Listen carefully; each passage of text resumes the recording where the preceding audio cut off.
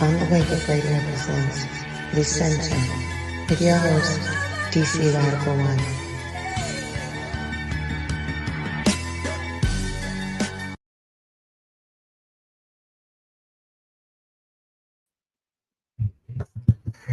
Greetings, friends, family, allies, and enemies.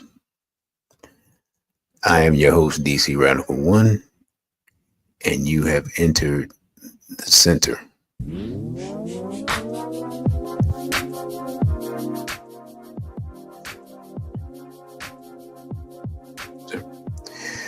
Cindy Ashby, who brought me into the media world, social media, the YouTube sphere, so forth, so on.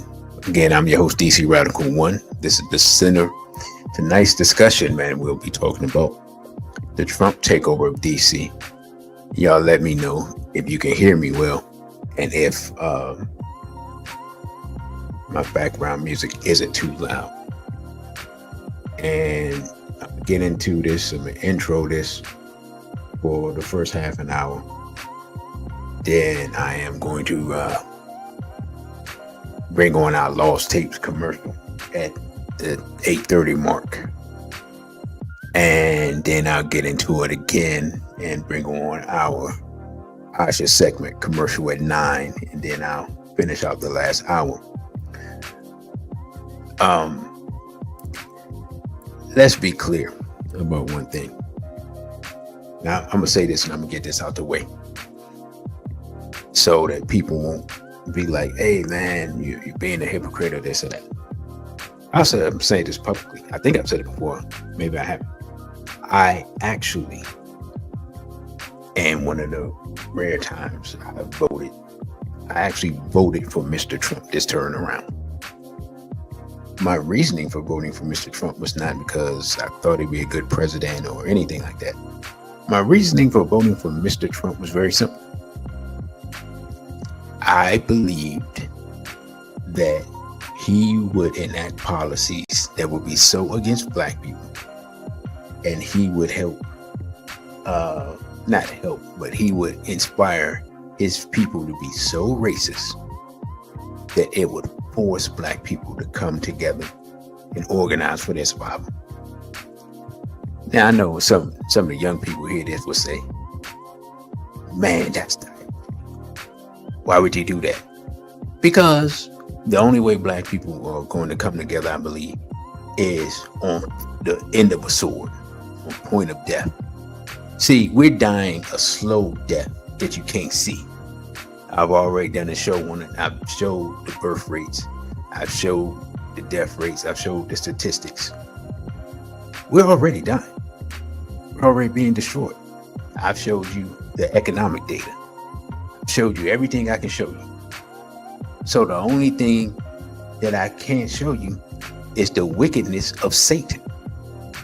Only then will you bear witness that it's organized or die. After that, if that doesn't work, I'm leaving America. I'm letting people die in their own iniquity.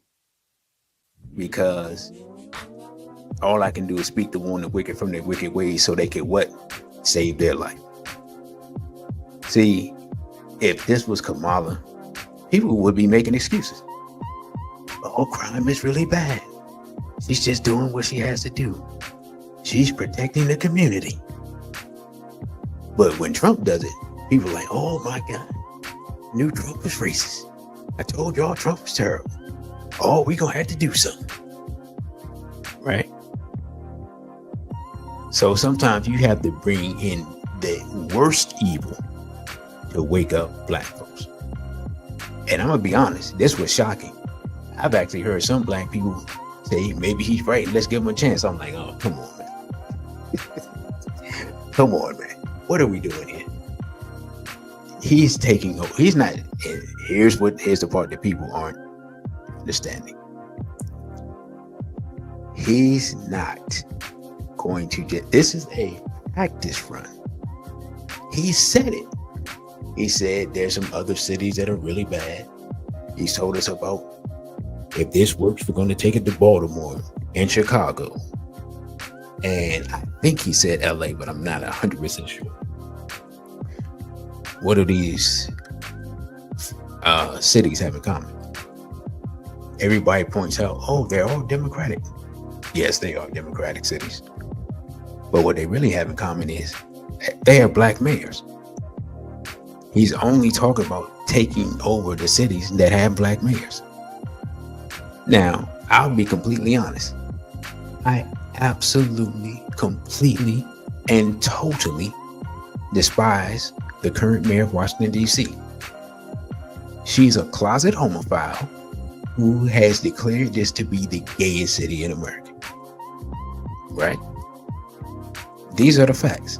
She brought the World Gay and Lesbian Day celebration, or whatever it was called, to DC, had the flags up and all this. And if you know about this city, the pedophilia in the nation's capital is running rampant. So when you see little, I think maybe his young sister was about 16 years old. We were talking, and then she tells me that she's a lesbian. First of all, 16 years old, you shouldn't be having any type of contact like that at all. Right? From my point of view, right? That's just my point of view. You shouldn't be active intimately. You see what I'm saying? Right? That's number one. Number two, you're just going to bypass. You have no physical attraction to any men at all.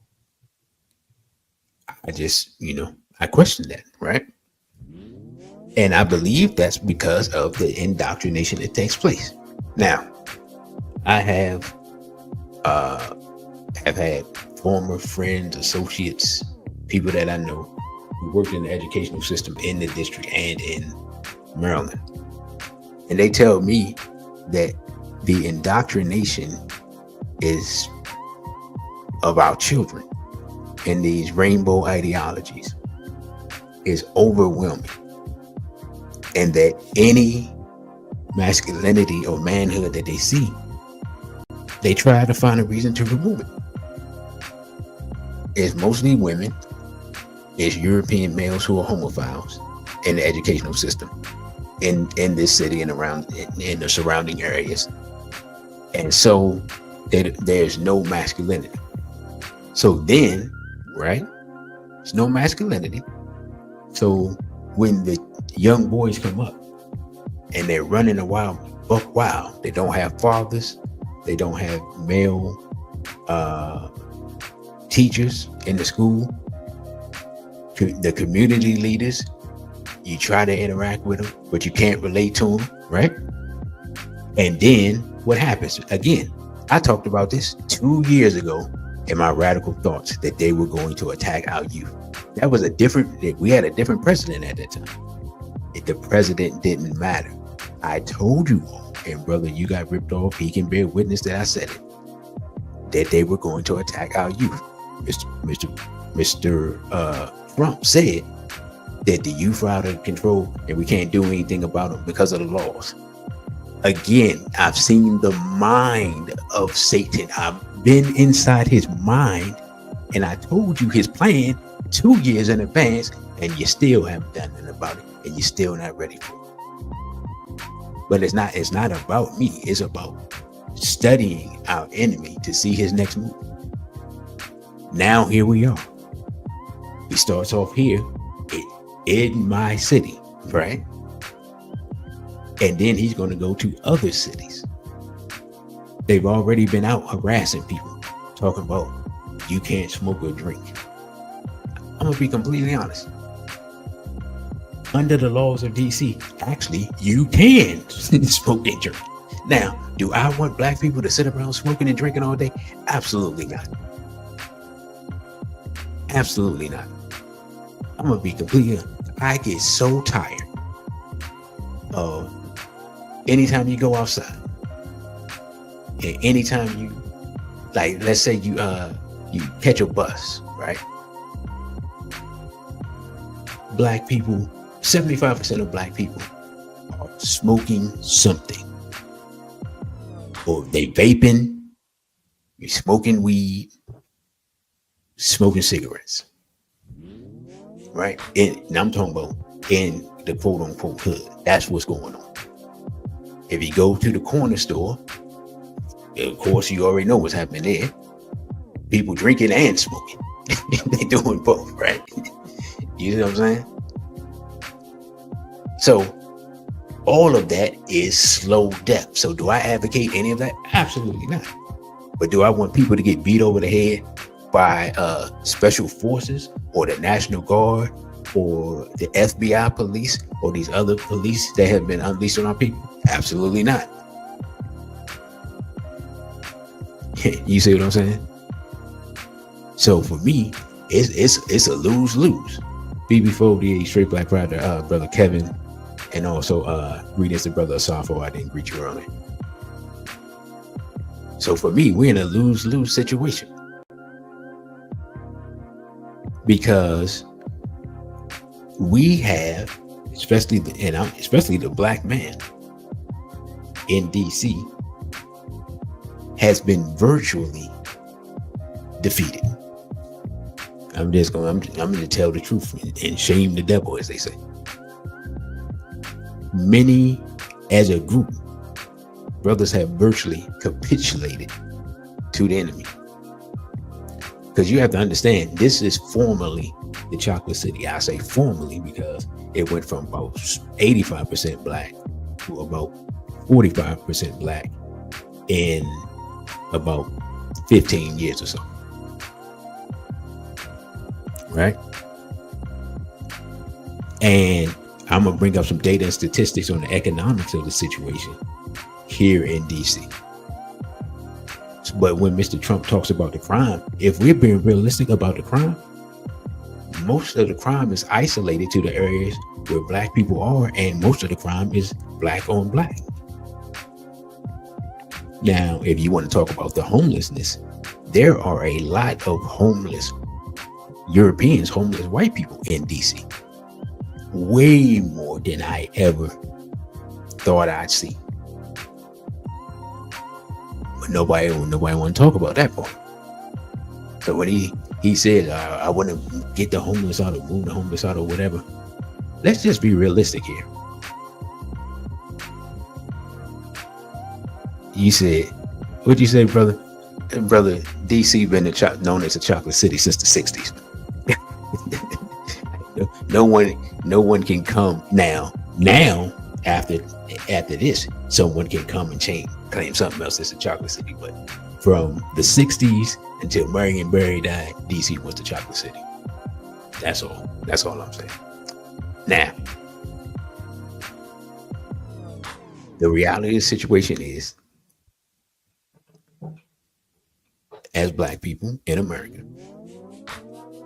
the 60 million of us or so, as I have been saying recently and I'm saying now, you have a choice to make. Organization and liberation, or individuality and extermination. Those are the choices. There are no other choices on the board. Organize or die. That's it. The interesting part is this is the most hilarious part about what I'm about to say tonight. You know who else has that choice? The European. See, the trick of what Mr. Trump is doing is he doesn't even know what he's doing is a trick. The trick is for him to come down on black people, right? With the code word crime. Now, this has been a code word since Reagan, 40 years ago. Meanwhile, these policies and this martial law plan, which is this opening salvo martial law, will be implemented on everyone. And it will be implemented on everyone because he has set legal precedent, and it will be utilized by the next president And the next president will not be an American. He'll be a dual citizen. That's my prediction. I know I got the prediction wrong last time. I was one cycle early. We're going to have a dual citizen next president. Specially handpicked APAC. Now, I'm going to make another prediction. And we all got the recording, so we can see. I think they're going to find a way to move Mr. Trump out of the way toward the end of his presidency. That's all I'm going to say. And I think they're going to find a way to blame it on black people so that we come under full physical assault, which opens the door for the you-know-who's to solidify their takeover of this nation before they destroy it. That's what I see coming. Now, for those of you all who haven't been listening to me for a while, do I have to explain who the you-know-who's are? When the commercial comes up, and I guess the next 9 minutes, you'll know who the you-know-who's are. But I did bring up some articles, so let's look at the first article as we get into it, right? It says Trump puts Washington, D.C. police under federal control, deploys National Guard. This is from 2 days ago. And it says President Trump placed the Washington, D.C. Police Department, also known as MPD. That's what they're known as, right? Metropolitan Police Department, MPD. He also deployed 800 National Guard troops to the city. The president cited what he claims is out of control crime problem. Now, we'll bring the data and statistics on the out of control part of that shortly after this article. Now it says President Donald Trump on Monday placed the Washington, D.C. Police Department under federal control and deployed 800 National Guard troops in the city to address what he calls out of control crime. It is the first time that a president has federalized the Metropolitan Police Department. Trump's move drew fierce condemnation from local officials who noted that official statistics show crime in D.C. is on the decline. He stated, "I'm announcing a historic action to rescue our nation's capital from crime, bloodshed, bedlam, and squalor, and worse," Trump said at the start of a news conference at the White House. "This is Liberation Day in D.C. We're taking our capital back." Let's stop right there. I'm going to stop right there. He says, we're taking our capital back. Who is the we? Right? 1, 2, gentrification is already taking place. You've already taken the capital back. You're late. Right? But this, as the brother says, from who? And he would say from criminals. Now, can we be honest here? I wasn't able to do it because of tech problems, but we're going to get into who the criminals are, right? See, because he's going to talk about maybe some armed robbery, carjacking, some things like that. But apparently, in this new world that's being built, violating children is not criminal, right? Because Mr. Trump was accused of violating a 13-year-old girl. But we don't want to talk about that part. See, if you're going to drain the swamp and you're going to talk about crime, then you have to talk about your homeboy, Mr. Epstein, who was your main man for at least a good decade. And we know he was a diabolical violator of children and trafficker. And brother, you got ripped off. Say, I'm going to put this up because this, first of all, I can't even tell y'all how much this brother donates. So this is he paid for this super chat in advance. He says, in a world where pedos have rights, children have no rights. Hey, in a world where pedos have breath, children have no rights. So for him to talk about crime, if people point to all the other stuff, All those other things I don't really care about. But once you are accused of violating children and don't nobody want to talk about it, and you don't have to defend yourself, but you've been known to pile around with a child violator, nah, bro. No, sir. See, that part I didn't know. Not gonna lie. All right. Had I known that, of course I would have never voted for him, regardless of if he was gonna, if I thought it would be beneficial down the line. That's the part I didn't know. That's the knowledge that I didn't do. Right? So for me, now, anything that happens to him, he has earned by his actions of evil, because he hasn't denied the charges. The case just went away, just puff like a puff of smoke, because she said she feared for her life. She feared for her life because she was threatened. The whole thing in a nutshell is you can't pile around. It's like if somebody say their best friend is a Catholic priest and that they hung out with him, and then somebody points the finger at him and says, yeah, I know that guy. He was with the Catholic priest when the Catholic priest were doing ABC. You better certainly have a good explanation for what was going on, because you're not a priest, so why are you even hanging with a priest if you're not related to him? And what are you doing at the church after hours with the altar boys?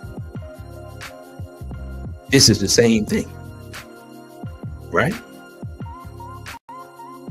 But you want to talk about you're going to take back the city and clean up crime. First of all, the people of America need to take back the nation from the pedos. When are we going to get to that part? When you going to open up the Epstein files? When are we going to talk about Israel being a trafficking hub? When are we going to talk about Ukraine being a child trafficking hub? When are we going to talk about the biological weapons in Ukraine that the U.S. had? When are we going to talk about the assassinations of black leaders by the U.S. government? When we're going to talk about Memorandum 46, the government's plan to divide black people in America from black people in Africa. If we want to talk about some crime, we can talk about some crime.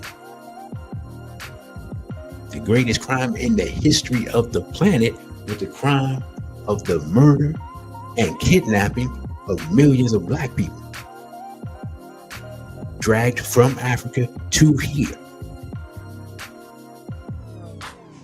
You want to talk about a Holocaust? Well, the black people paid a hell of a cost for the Western world to be built.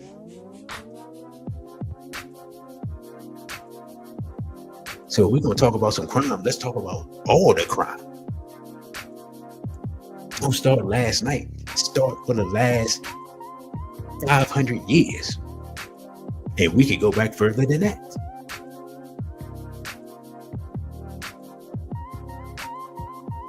But we know what we're dealing with. We're dealing with a slave of the you-know-whos. And they applaud him implementing this plan, because this, all it does is raise racial tensions. Because black people in general, and the black man in particular, specifically the street black man, and it ain't that many left, have a natural reaction of disdain and hatred for the police. Most of the people I know, your first interaction with the police is when you're a teenager, and it's not a positive one. I've been pulled over by the police, and I've been stopped while walking by the police in DC and in Maryland. Now, you know it's bad when you get stopped for walking while black and told I look like the suspect. I wasn't offended until the cop told me what he suspected me of. That's when I got offended, because he said, you look like the guy that beat up an old lady and took her purse. Now, see, I was about to get arrested right there, because I'm like, I was about to cuss him out. Like, my folks beside me, it's like, yo, chill. You know what I'm saying?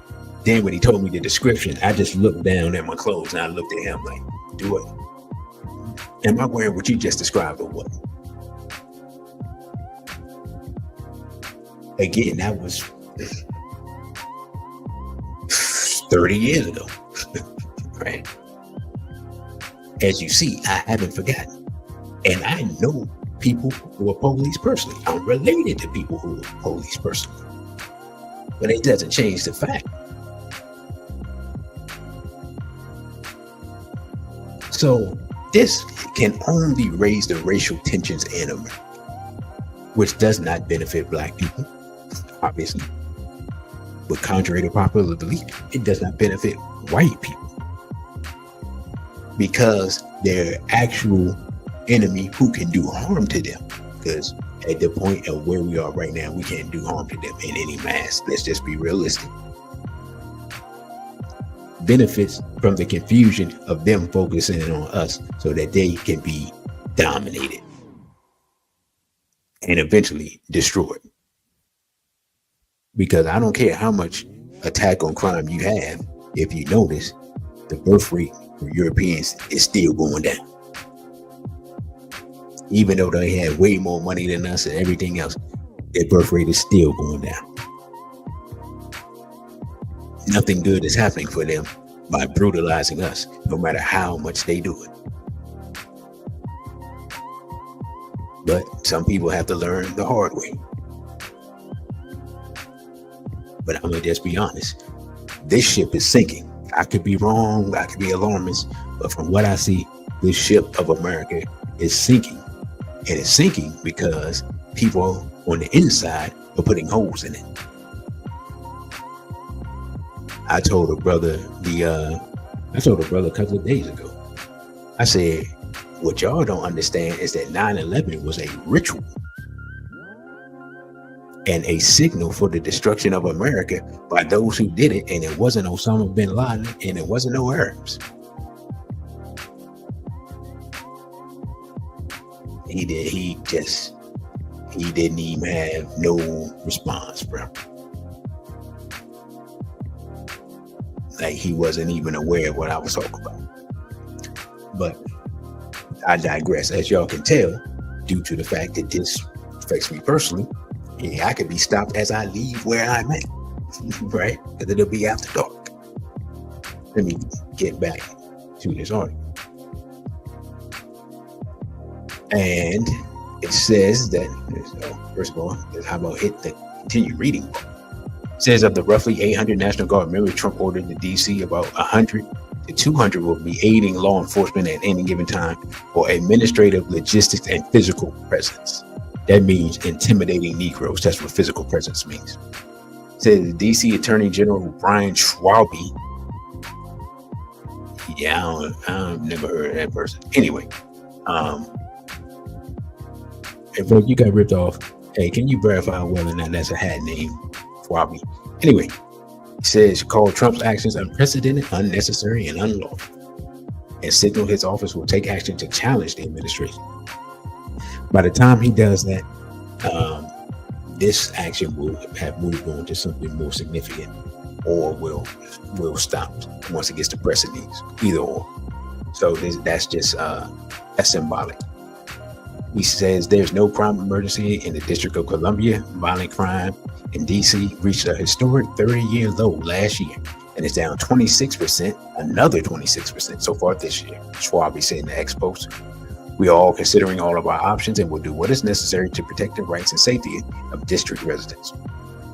Trump's federalization of the city's police force relies on his authority under Section 740 of the District's Home Rule Act, the decades-old law that established Washington's local government. For those that don't know, I think the first Black mayor of DC was in 1964, I believe. That was Walter Washington, and before Marion Barry.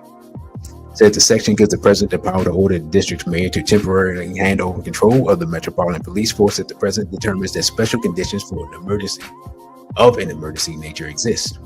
The emergency control is set to expire after a maximum of 30 days according to the statute. That can be extended, but only if Congress passes a law authorizing it, which we know they will.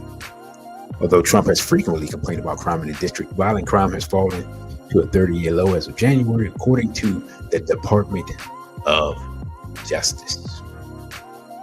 Statistics from the Metropolitan Police Department also show that incidents of homicide, sexual abuse, assault with a dangerous weapon, robbery, and overall violent crime have dropped by double-digit percentages so far this year. Federal law enforcement presence in D.C. has nonetheless increased in recent days.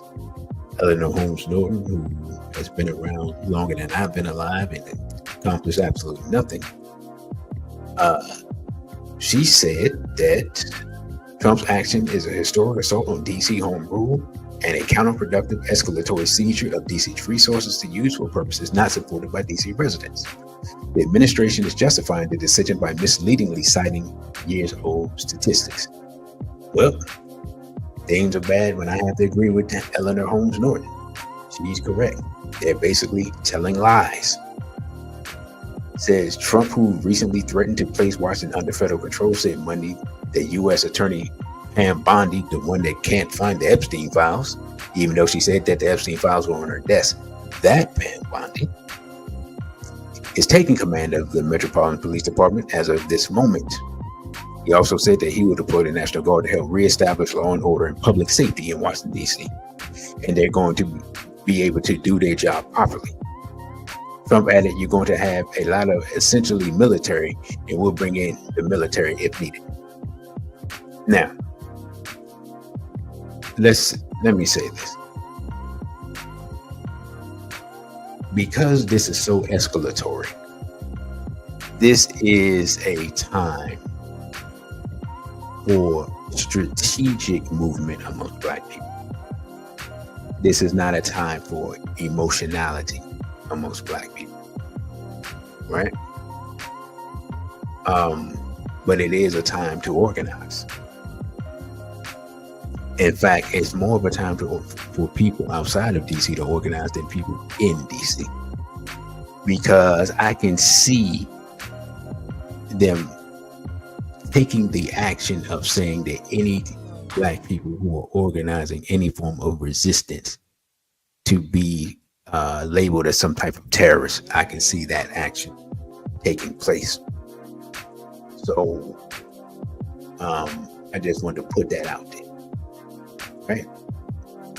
The DC Mayor Mario Bowser did not immediately respond to CNBC's request for comment on Trump's action. She had previously pushed back on Trump's characterization of her city. People are coming to our capital, they're starting businesses in our capital, and they're raising families in our capital. Any comparison to a war-torn country is hyperbolic and false, Bowser said on MSNBC. Trump has teased his announcement on social media in the days leading up to the presser. Talking about crime, savagery, filth, and scum will disappear. Ain't no way in the world that's going to disappear anywhere in America, because that's the foundation of America. Let's just be honest. That's literally the definition of how America was founded. He says, I will make our capital great again. On Sunday, he declared that the homeless will have to move out immediately, while assuring the government will give you places to stay, but far from the capital. Now, let me stop right here and mention something that I spoke about with our brother in a private conversation. If Mr. Trump was serious, right, about homelessness in DC, and then the reality of the situation is, what he could have done is he could have fulfilled his promise to build that wall that he claimed he was going to build, and he could have paid people, homeless people, and other people who are unemployed or underemployed. Could have paid them. He could have built some military-style barracks and paid the people $25, $30 an hour to work on that wall. And I guarantee you, people would have taken up that offer, right? And you could have got the wall built, and you could have got people paid, and you would help clean up the streets, excuse me. and decrease crime. Has he said anything about that? No. If a brother is out on the street and he's destitute, will you take $30 an hour to dig a ditch? I'll be honest. I'd take $30 an hour to go down there and build a wall. Why not? And you give me some place to live, because then I don't have to pay for housing or anything. So most of the money's coming to me. I can come back a new person. It's like when the people back in the early 2000s, when the fracking thing was going on, and people were going up to like, what was that, South Dakota, North Dakota, like somewhere out up in there, and the people was making bank. They was making $100,000 back then. It would be something similar. So you could better your economy, you could keep your promise, and you can help people clean up their communities. But he has not proposed that, which tells me this is all political theater, and he is not serious about improving anything. It's all a sham and a show. Be exfoliated, Brother Tony. Again, there's a lot of things that could be done that are very simple, that can actually help people and accomplish the goals that he says that he wants to do. But he's not serious because he has not put these proposals on the table. And I came up with these just sitting down in front of my computer earlier today. I could come up with several programs that help accomplish the things he claims that he wants to accomplish. And in fact, if he put the money in my pocket, I could get a team together and go out here in DC and get this stuff done. But he's not serious because he don't want to talk to the people. You don't want to talk to solutionaries. He wants to do political theater and give his base, quote unquote, red meat of coming down on those Negroes. But that's all this is. Because of the different social media algorithms, Europeans is always talking about crime, while they living out in the suburbs not being affected by anything. Now, I mean, anybody that watches Dateline, is that Dateline? What's that other show where these Europeans be out here chopping up their women and burying them in the backyard and all types of wild stuff? You want to talk about crime? Let's talk about that.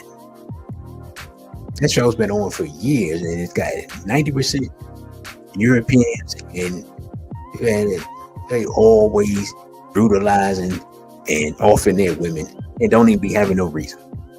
I remember I saw a dude, he was like 20 years old. He killed some little 18-year-old girl for no reason. Say he just wanted to know what it was like to delete somebody. You don't want to talk about that part. Right? See, I think more so than anything else, man, I hate the disingenuousness of it all. I hate fakeness. Keep it real. The only part that's keeping it real is the racism. We already knew about it, and we see more of it. You know what I'm saying?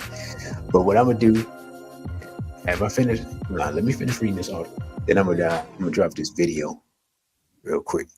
Let's see. Hold on. It says where were we? Yeah. The Trump administration disputed that crime in DC is dropping. White House Communications Director Stephen Chung on Monday morning pointing to a police union's reported accusation that crime statistics in DC have been manipulated. Now, to point to a police union and claim they're telling the truth is embarrassing because the police are totally corrupt. Like, were the police in DC? No, the police in the known universe are corrupt. All of them. Every police force in the history of the known universe, and especially here in the hells of North America, have been completely and totally and absolutely corrupt. And it's been proven multiple times. All right, I'm done with that article. So what we're going to do, we're going to pop in this clip, and I believe this is Mr. Trump making the announcement of this military action that is taking place. And now to the latest on the Trump administration. The president has ordered the National Guard to take over policing in the nation's capital. Tonight, the mayor of Washington, D.C. is pushing back with crime stats and what she says they show. ABC's Mary Bruce has the latest. For the first time in American history, the president seizing control of the police in the nation's capital and deploying hundreds of National Guardsmen. Trump says to fight crime on the streets of Washington, D.C. I'm announcing a historic action to rescue our nation's capital from crime, bloodshed, bedlam, and squalor, and worse. This is Liberation Day in D.C., and we're going to take our capital back. President Trump declaring a public safety emergency in D.C., painting an apocalyptic picture, adamant crime is spiraling out of control. But his depiction stands in stark contrast to the official figures, which show crime in the capital is actually in decline. Violent crime recently hitting a 30-year low, down 26% since last year. Burglary down 19%, murder down 12%. Still, the president said today the D.C. police will now be able to do whatever they want. Standing there and people are spitting in their face and they're not allowed to do anything. But now they are allowed to do whatever the hell they want. Mayor Muriel Bowser today acknowledging her hands are tied. D.C. is not a state, and the president does have the authority to take over the city's police department. While this action today is unsettling and unprecedented, I can't say that given some of the rhetoric of the past, that we're totally surprised. The president has shown an eagerness to use military force in major cities. Earlier this summer, sending 4,000 National Guard troops and 700 Marines to quell immigration protests in Los Angeles. And tonight, he's threatening to do this to other cities, saying the model in Washington, D.C. could be used to combat crime in cities like Chicago, Oakland, and Baltimore, all cities notably in Democratic-led states. We're not going to lose our cities over this, and this will go further.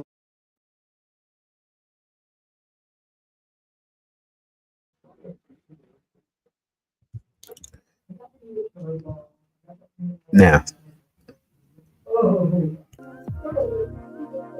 the most interesting part is he said this will go further. How much further? How much further can you go than deploying the military and saying that the police can do whatever they want? And brother, you got ripped off brings up an interesting point here. He says, the police are trained in Israel. The police in the United States are trained in a country that's executing a genocide on live stream. Take all the time you need to process the information that we have just delivered.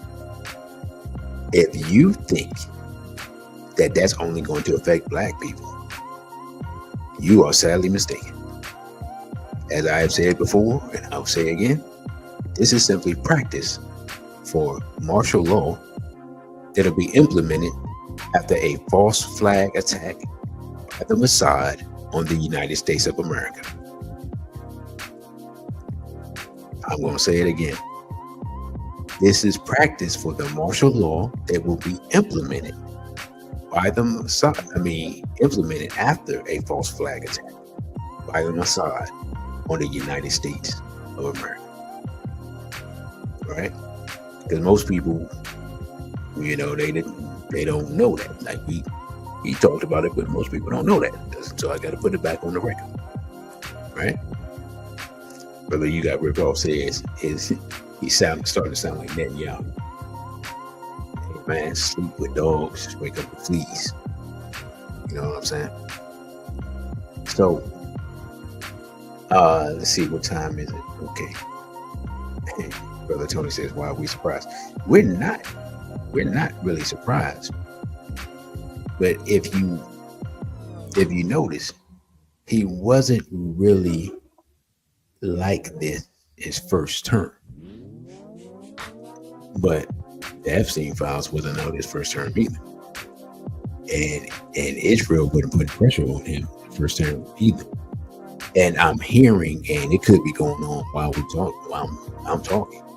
I'm hearing that Israel is preparing for another strike on Iran, which, if that is true, they're going to be in for a rude awakening, because I've already addressed how Iran has prepared for that inevitability. So that will be interesting to see. And also, I believe, I don't know what date, but Mr. Trump's supposed to be meeting with Mr. Putin soon, which will be interesting. Not really sure what Mr. Putin is. Not sure what he has to say to Mr. Trump at this time. So let me see. I have another article. I had a set of articles that I wanted to go through. Oh, no. Yeah, I just wanted to look at this real quick. This is from 2016. And this is what I was talking about earlier, is a woman suing Trump over alleged teen violation drops suit, right? So the woman who accused Donald Trump of violating her 2 decades ago, was a 13-year-old aspiring teen model, has again dropped the federal lawsuit. The accuser, identified as Jane Doe, was expected to appear at a news conference in Los Angeles, but the appearance was abruptly canceled. The lawyer who organized the event, Lisa Bloom, said Trump's accuser had received threats and was too frightened to show up. In the most recent suit, Trump's accuser asserted that while she was exploring a modeling career in 1994, she attended a series of parties at the Manhattan home, prominent investor Jeffrey Epstein. She alleges that during those parties, the real estate mogul tied her to a bed and violated her. She also claimed that Epstein violated her as well during a series of these gatherings. The accuser's lead attorney, Thomas Meager of New Jersey, did not immediately respond to requests for comment. He filed a one-page notice dismissing the case Friday evening in federal court in Manhattan. No explanation was given for the action. So I just wanted to bring that to the floor so that people wouldn't think that I'm just making up these accusations and pulling them out of my backside, right? So we now have that documentation that indeed took place. Now let's move on to this article, which is interesting because I didn't realize, like, I brought it up and then I looked at it, but this article was 5 years old. But I still think it's interesting to look at because it says how the president could invoke martial law. Let's take a look at it. It says throughout 2020, America has faced a global pandemic, civil unrest after the death of George Floyd, and a contentious election. As a result, an influx of fear about the possibility of the invocation of martial law or unchecked military intervention is circulating around the internet among scholars and civilians alike. The fear is certainly understandable because I'm sure, as you know, martial law isn't described or confined or limited, prescribed in any way by the Constitution or laws. Bill Banks, a Syracuse professor with expertise in constitutional and national security law, told Military Times, if someone has declared martial law, they're essentially saying they are the law. Now it says, what is martial law? It says, in short, martial law can be imposed when civilian rule fails, temporarily being replaced with military authority in a time of crisis. Though rare, there have been a number of notable U.S. cases, where martial law came into play, including times of war, natural disaster, and civic dispute, of which there's been no shortage of in 2020. Right? It says, while no precise definition of martial law exists, a precedent for it exists wherein certain civil liberties may be suspended, such as the right to be free from unreasonable search and seizure, freedom of association, and freedom of movement. And the writ of habeas corpus, the right to a trial before imprisonment, may be suspended, according to documents from J. Rank, an online legal encyclopedia. So, this is interesting to note because, in essence, this is saying that someone can impose martial law and basically suspend the Constitution. Oh man, all I can say is we really need to start paying attention to what's going on. Again, this is from 5 years ago. Let's get back to the article. Now it says, notorious examples include Franklin Delano Roosevelt's internment of U.S. citizens and residents of Japanese descent during World War II, and George W. Bush's programs of warrantless wiretapping and torture after the 9/11 attacks.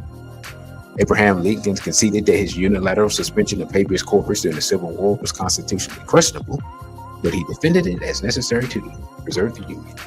Throughout the course of U.S. history, federal and state officials have declared martial law 68 times, according to Joseph Nunn. He says here, how does it work? Martial law does not have limits. The Posse Comitatus Act, passed on June 8, 1878, prevented federal troops from supervising Confederate state elections during Reconstruction. Though initially it only applied to the Army, it has been amended to include the Defense Department and other service branches. That act prevents troops from enforcing domestic law, preventing such actions as searching and seizing property or dispersing crowds. However, National Guard units are exempt from this act, which is why you always see them sending out the National Guard for these actions. One example of Posse Comitatus, however, is the Insurrection Act, which allows the use of active duty National Guard troops for federal law enforcement in cases where rebellion against the authority of the U.S.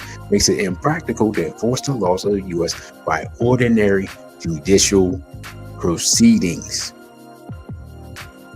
Thus, we see here that Trump could easily invoke the Insurrection Act and do whatever he wants, including arresting people without due process.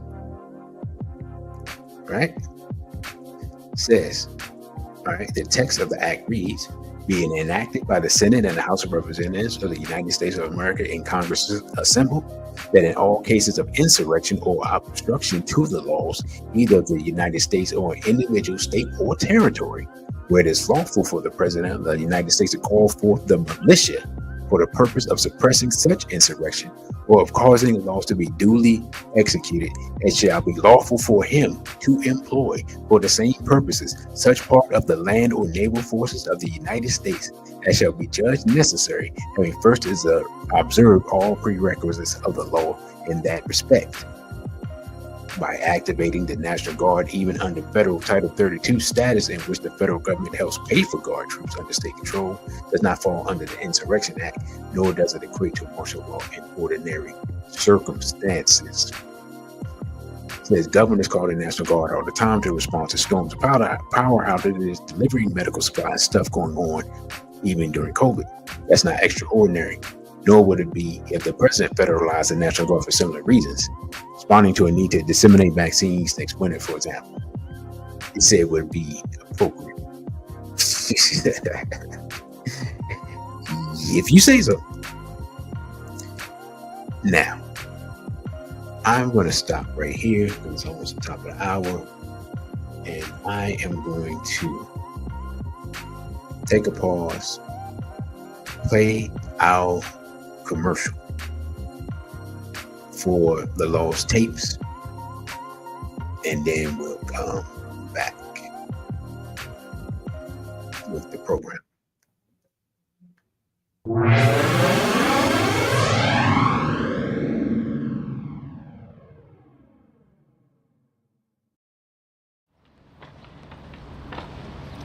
Now we're going to go and talk about AIPAC. What is AIPAC? The American Israel Public Affairs Committee, AIPAC. What does AIPAC do? AIPAC is the gangster with a whole lot of money that says, I'm going to buy you and pay you money, and you're going to make decisions that I want you to make. You're going to do as I tell you, because I got my hands in your pockets. And they attached to people like Jeffrey Epstein, who take videos of the people that are supposed to be our representatives, and as they take those videos, they hold them hostage and say, vote as I tell you to vote. Do as I tell you to do. I didn't even, the concept. I saw Naeem Akbar talking that black talk he gave, and I was out there telling everybody, yo, this dude gay. You remember back in the 90s, people hate me. Oh, this dude gay, man, we can't do this. You can't be up there talking black and be gay too. I was like, okay, he out the way. No, we're not doing this. I'm saying this because I did not imagine a time. Little old me from Southeast, where if they tell us to take a jab, stick ourselves, I'm gonna be the only one that wanna say something. Maybe the brother out in Whitaker, brother Darren, we got a few brothers, but I'm talking about like, I'm thinking whatever they tell us to do, we got black people who studied under these people, we gonna say no. Or we gonna at least wanna investigate. I'm thinking it'll always be that way.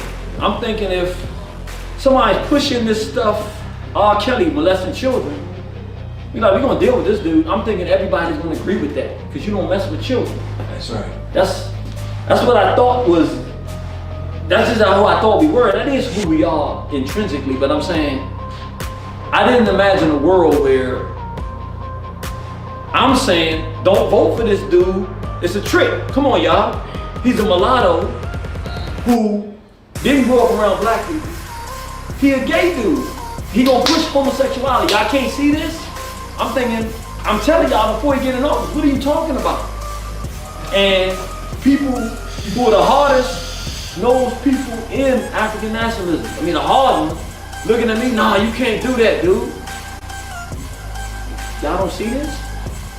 I'm actually the only one that's gonna say, yo, you don't see. And then when he gets in and does what I say he does, okay, I saw. You messed up the first time. Okay, I saw. I'm thinking, okay, but now he going back for office. He done already made gay marriage legal. Mm-hmm. All right, now you get it. The dude, I told you he was a punk, he was a gump in the beginning. Mm-hmm. I still couldn't conceive.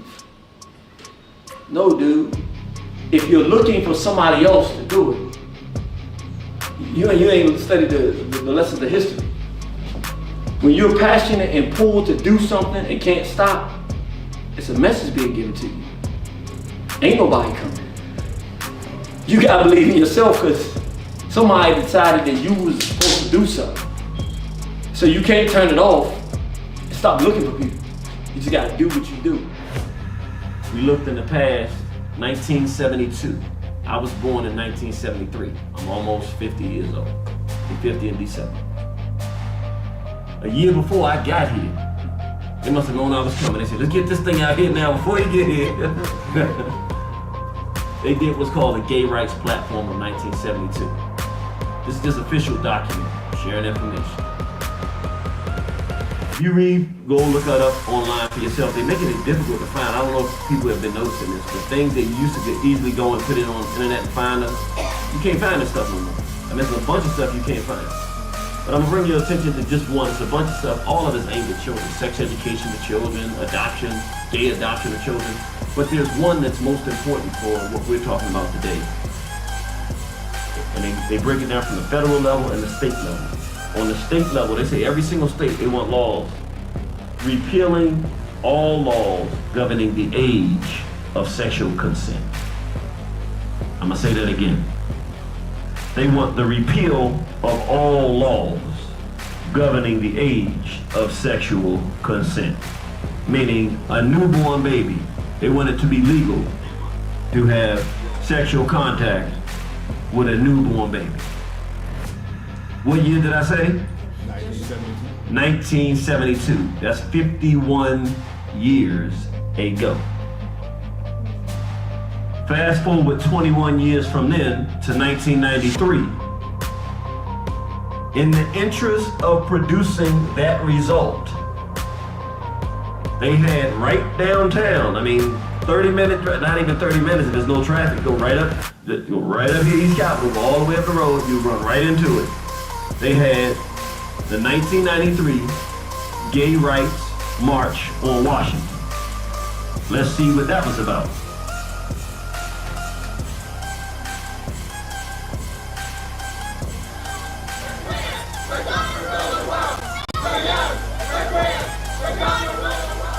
Check one. Did y'all hear what they just said? Do I need to play that again?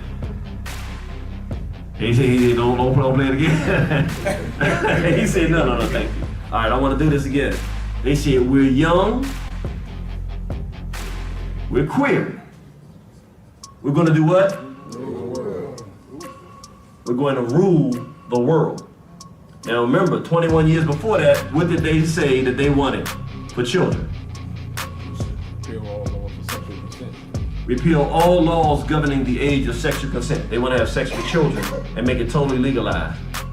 21 years after they said that, they said we're young, we're queer, we're going to rule the world. That was in 93. This is 30 years after that. So they've had 30 years to say we're queer, we're going to rule the world, which at that point they said we haven't gotten to the point where we rule the world, because if they did, they wouldn't be saying that. They would say we're young, we're queer, and we rule the world. They didn't say that. We're young, we're queer, we're going to rule the world and have it our way.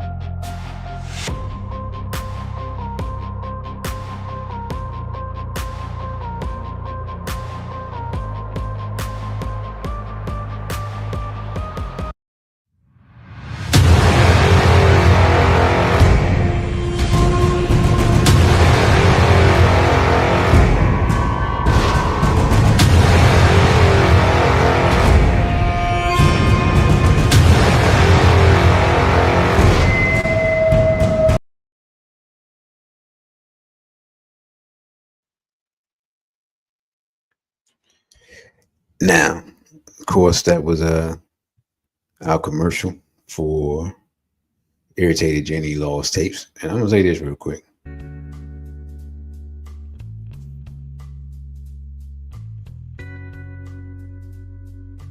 think it's 4 brothers now that purchased the entire set. It's at least 3 or maybe 4. Can't remember. That have purchased the entire set of the Lost Tapes. Here's what's interesting though.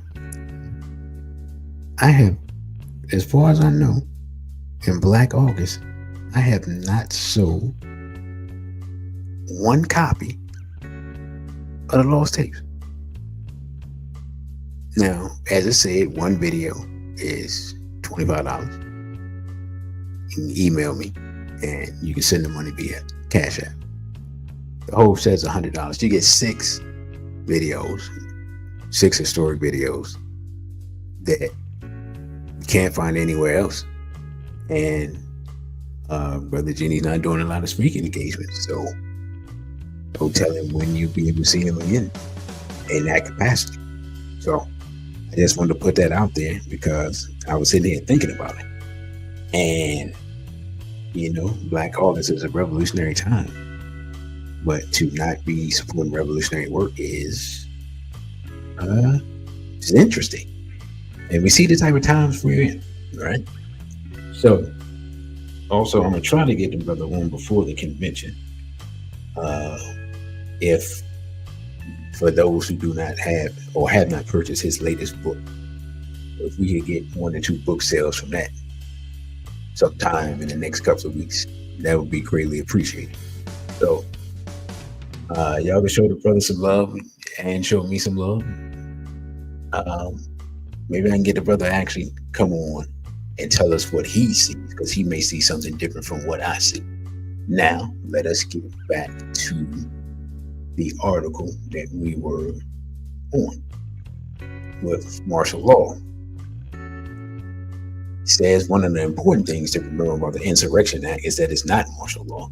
The purpose of utilizing the mechanism of Insurrection Act is to enforce the law, not to replace it. But here's the thing. If you have the Congress and the Senate on your side, then the law becomes whatever you say the law is, right? So enforcing the law or replacing the law doesn't really matter, because you have the people in place to enact whatever laws that you see fit. That's the part that they're leaving out of this article, right? But again, this was 5 years ago. It says, if a city or state refuses to take the actions that are necessary to defend the life and property of their citizens, then I will deploy the United States military and quickly solve the problem for you. Now, mind you, this was back in 2020. Trump made this statement just before he posed for a photo outside of Washington, D.C.'s St. John's Church with a Bible amid an entourage, which included the Joint Chiefs of Staff Chairman Mark Milley. Milley publicly apologized for his appearance in Trump walk across Lafayette Square, posed for the photo in front of the church. It says, my presence in that moment and environment created a perception of the military involved in domestic policies. As a commissioned uniformed officer of state, I've learned from it. I sincerely hope we all learn from it. So, as they said previously, that Trump has an affinity for the use of law enforcement,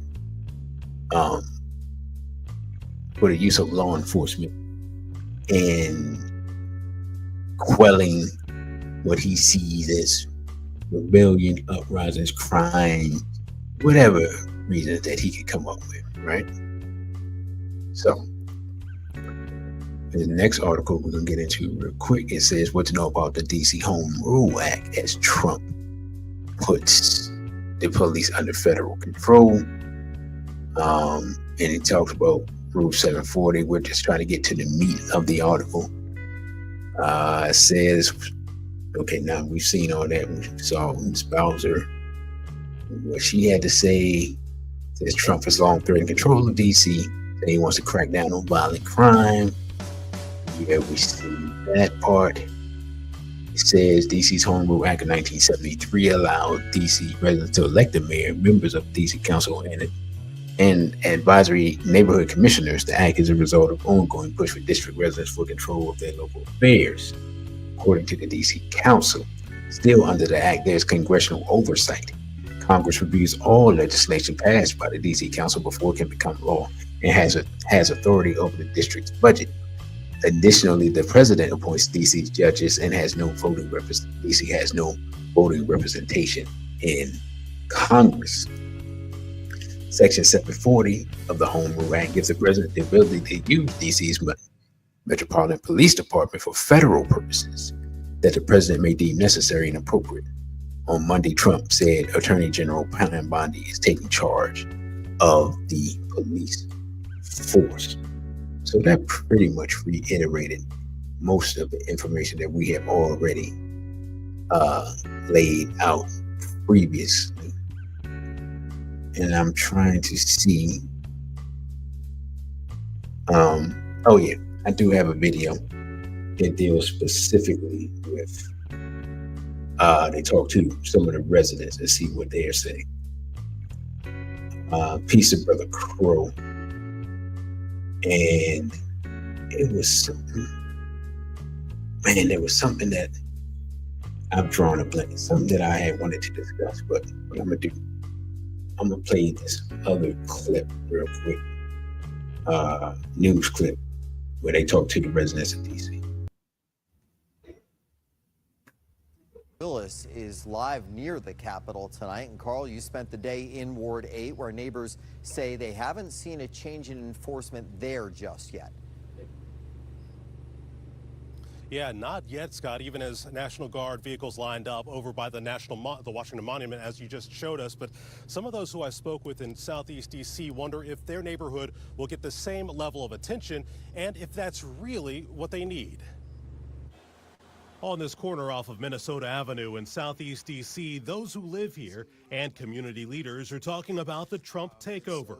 I haven't seen the National Guard deployed. You don't know exactly where they are, what communities they're going into. After speaking to Eugene Branch, National Guard vehicles were spotted near the Washington Monument. But Branch said it's his Ward 8 neighborhood that needs help fighting crime.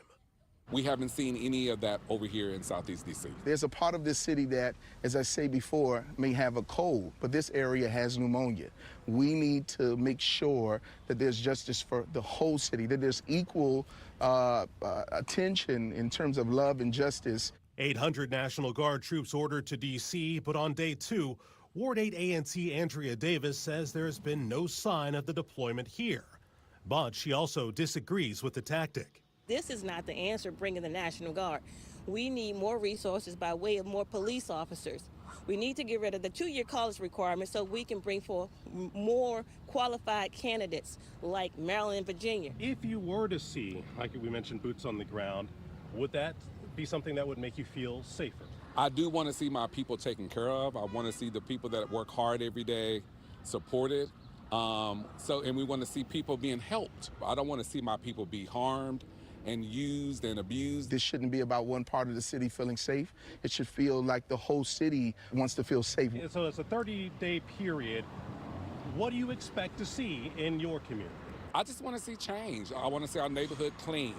I want to see the schools safe for the children. Now, even if it's not the tactic they would have chosen, the leaders I spoke with today say they just want to see parity across the district. At the Capitol, Carl Willis, 7 News.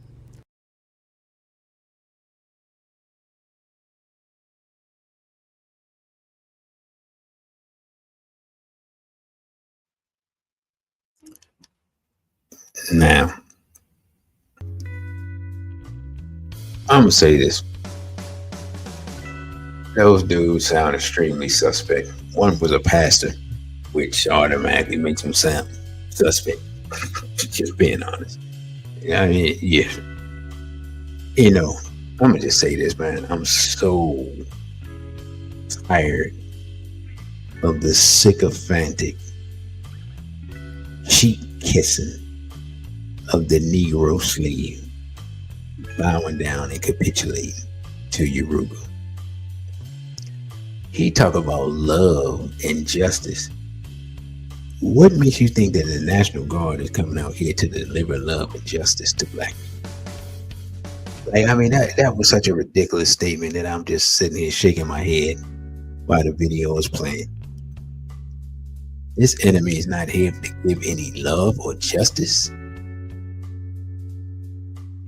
How can a devil deliver justice? It's not even within his nature.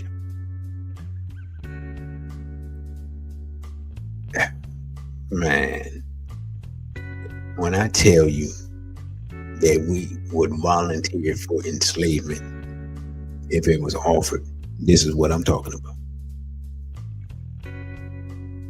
And to have these type of Negroes be representative of this city is just, oh boy. Anyway, what I want to look at some data and statistics on the economic disparities here in the city.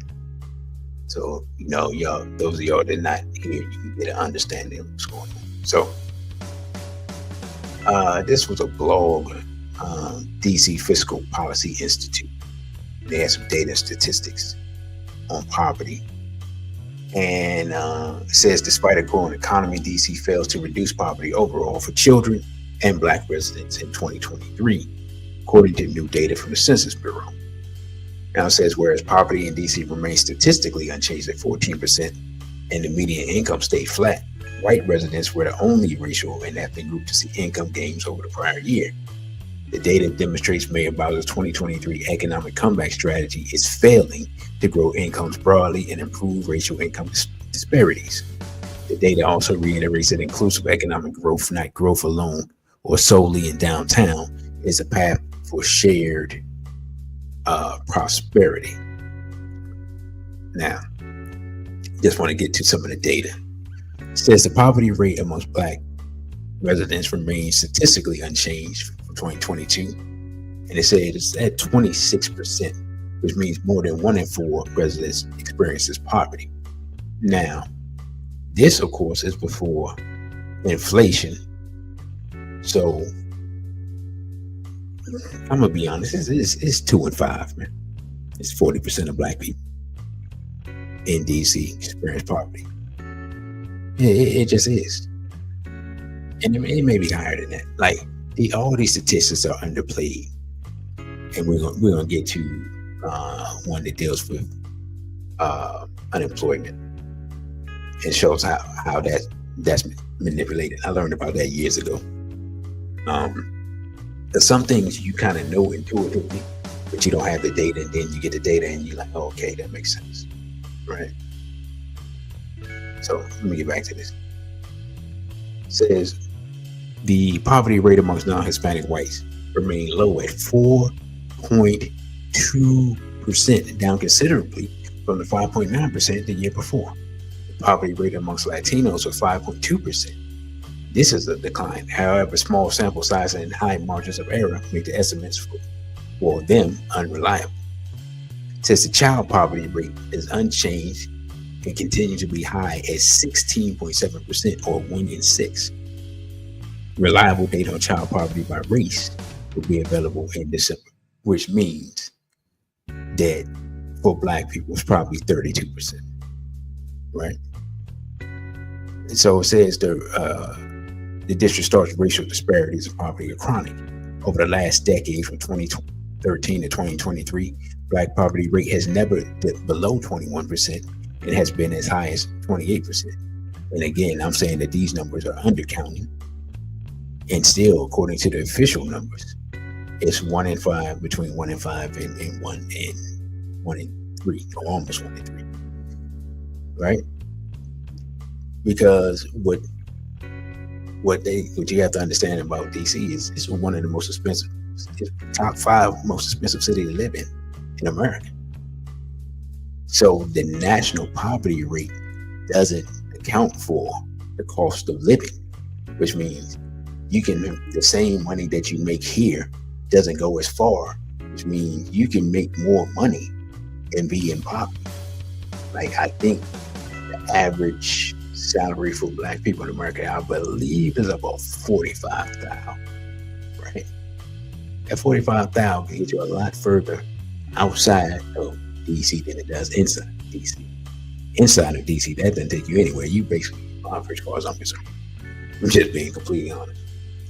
If you're not making $100,000, or as it is, let's say if it's you're a couple, you're not pulling together 120 in DC. You're in poverty. I don't care what nobody told me. It's just that simple, right?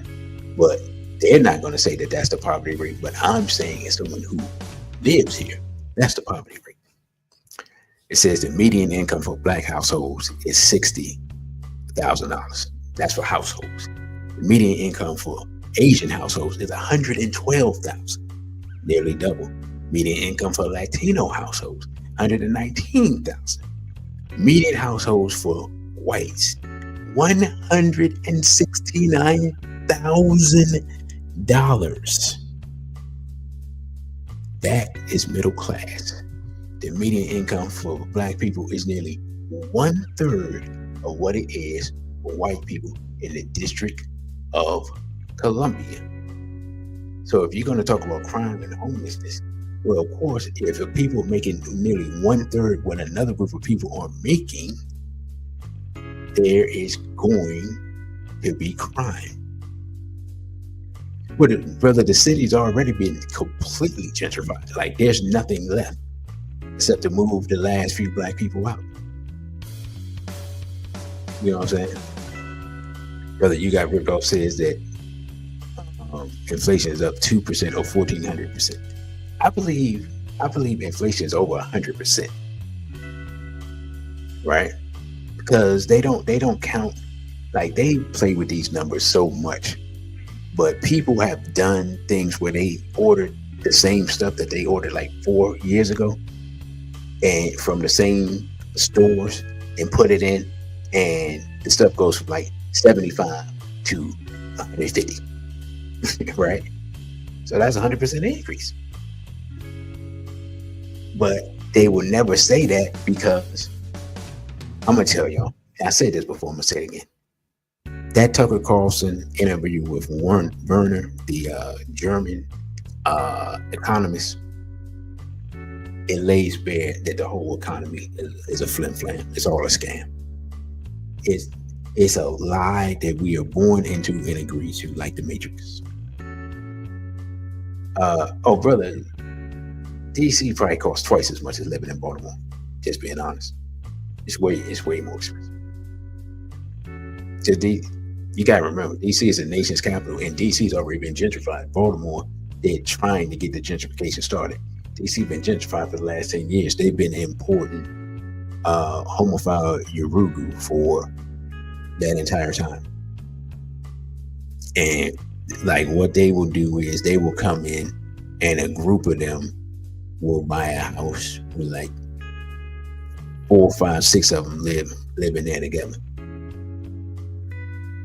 Like all college graduates and stuff. Like they do stuff like that. Or they have the parents pay for the condo while they're in school and for the first couple of years, and then they're taking over, stuff like that. So they've been bringing in people with money. And then a lot of people that lived in like Northern Virginia and stuff, they came back. Oh yeah, definitely a homophile page, no question. Like if I take you, like if you came here, I took you to the historically black places where the knowledge was on Georgia Avenue. Georgia Avenue on both sides has been taken over by homophiles. And Georgia Avenue is where Howard University is. To both sides of Georgia Avenue and to the south on Florida Avenue has been taken over.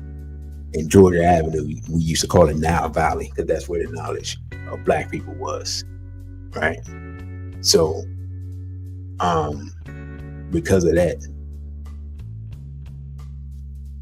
that's an example of the state of the city.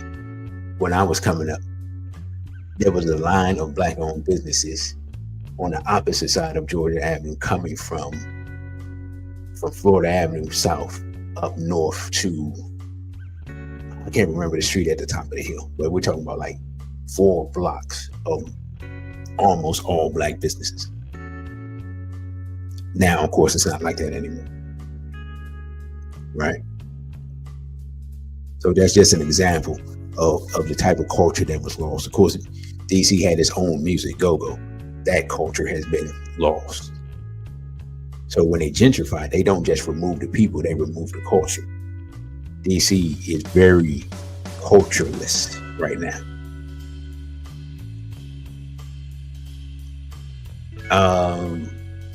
I'm not sure, brother. I would say DC is probably a third more expensive. Like, DC has moved so close to New York, which is like, as far as cost of living, which is the most outrageous place in the world except for California. I don't know how California costs more than New York, because New York is crazy. You know, but I guess I think about New York being crazy because I see the condition of New York and I'm like, my God, you're paying to live here? These rats are big as cats. You know what I'm saying? And these apartments are as big as a closet. So, and I'll be honest, I enjoy traveling to New York, but living there, absolutely not. Absolutely not.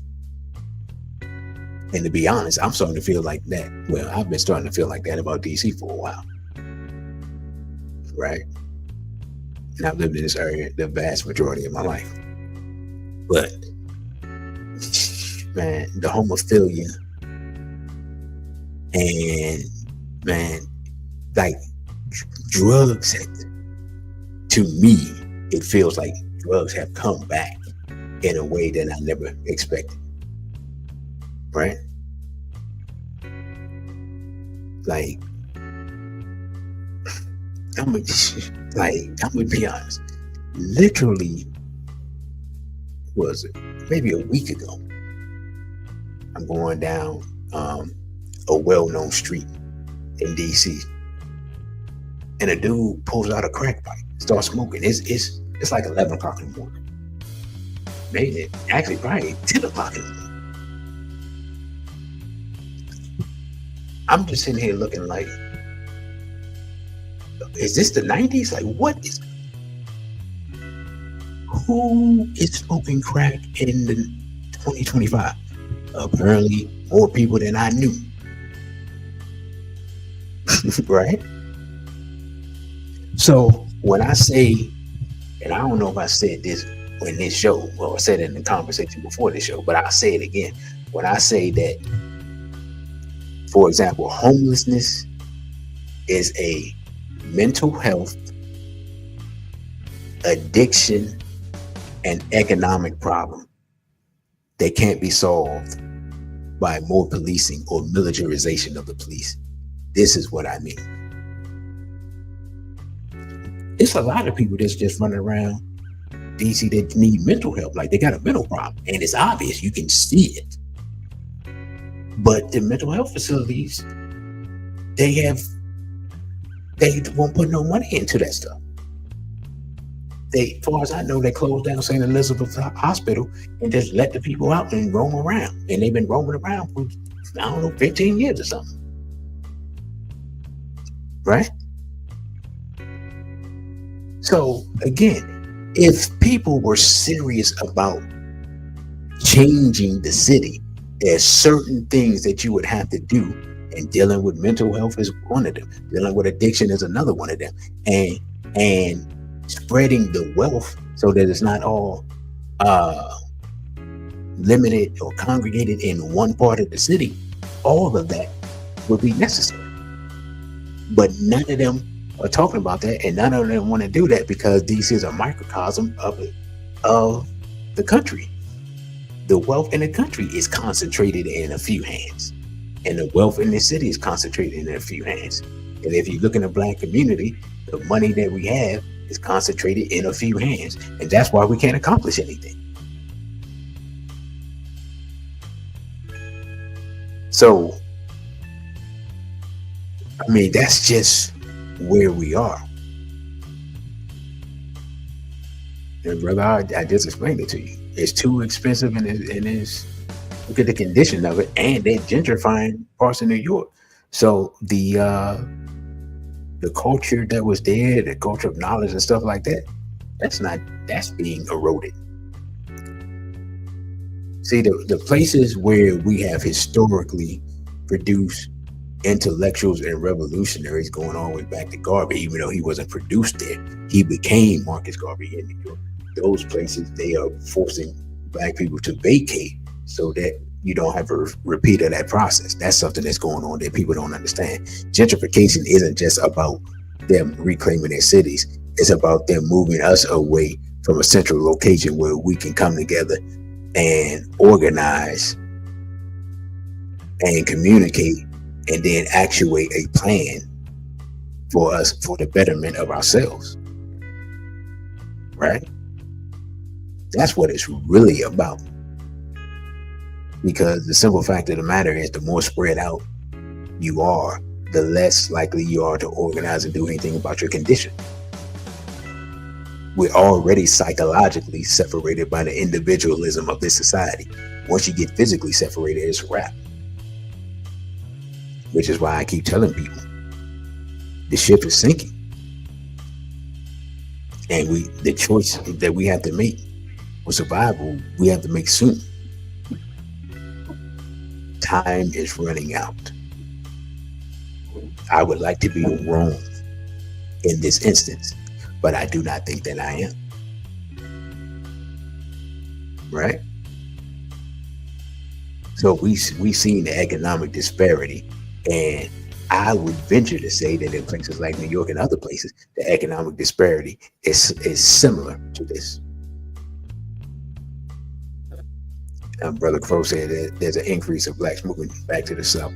Yeah, I know, but to do what? I don't see any organization down there. Every time I spent like a year asking people what's going on in their city that's black, and nobody never has an answer. I don't see anybody doing anything. And again, the people I'm asking are people with knowledge. I'm not asking the regular person. So we're completely inert. And that's always been my problem with the South. Now, did you have the deacons for the fence and people like that? Sure. But overall, there's always been, in the times I've been there, and amongst the people, it's always, because they're more churchified. So there's always been this subservient spirit towards Europeans in the South that I just find despicable. Now you're gonna say, well, DC, y'all got it up there. Yeah, because DC's been because of the rampant homophilia, the lack of manhood. That's what's happening to this city. Like the homophilia here is like, it's not Atlanta, but it's heading that direction. Especially amongst black males, but also black females. You got a lot of little 120-pound girls that think they're dudes. They're gonna be in for a rude awakening as this thing collapses. Like, again, y'all know what I say. I wish I had good news, but I don't have any. So let me say this real quick. We will be back on tomorrow if the tech and everything is working for SBL Talk on Thursday at 6 p.m. And we're going to have at least 2 special guests. And I'm going to play the commercial for one of them right now. Our sister, Asha Sekhmet, is expected to be part of the panel. And so I'm going to bring up her commercial now as we get ready for SBL Talk tomorrow. So let me load that up and we can check that out. And then we will come back and probably close out the last 20 minutes or so of this program. Asha Sekhmet reporting to planet Earth. We have ascended to the 5th dimension. All right, guys, fun conversations today, serious conversations today. So we're going to be talking about the new age polygamy in this new growing economy. I am based here in the U.S. in 2025.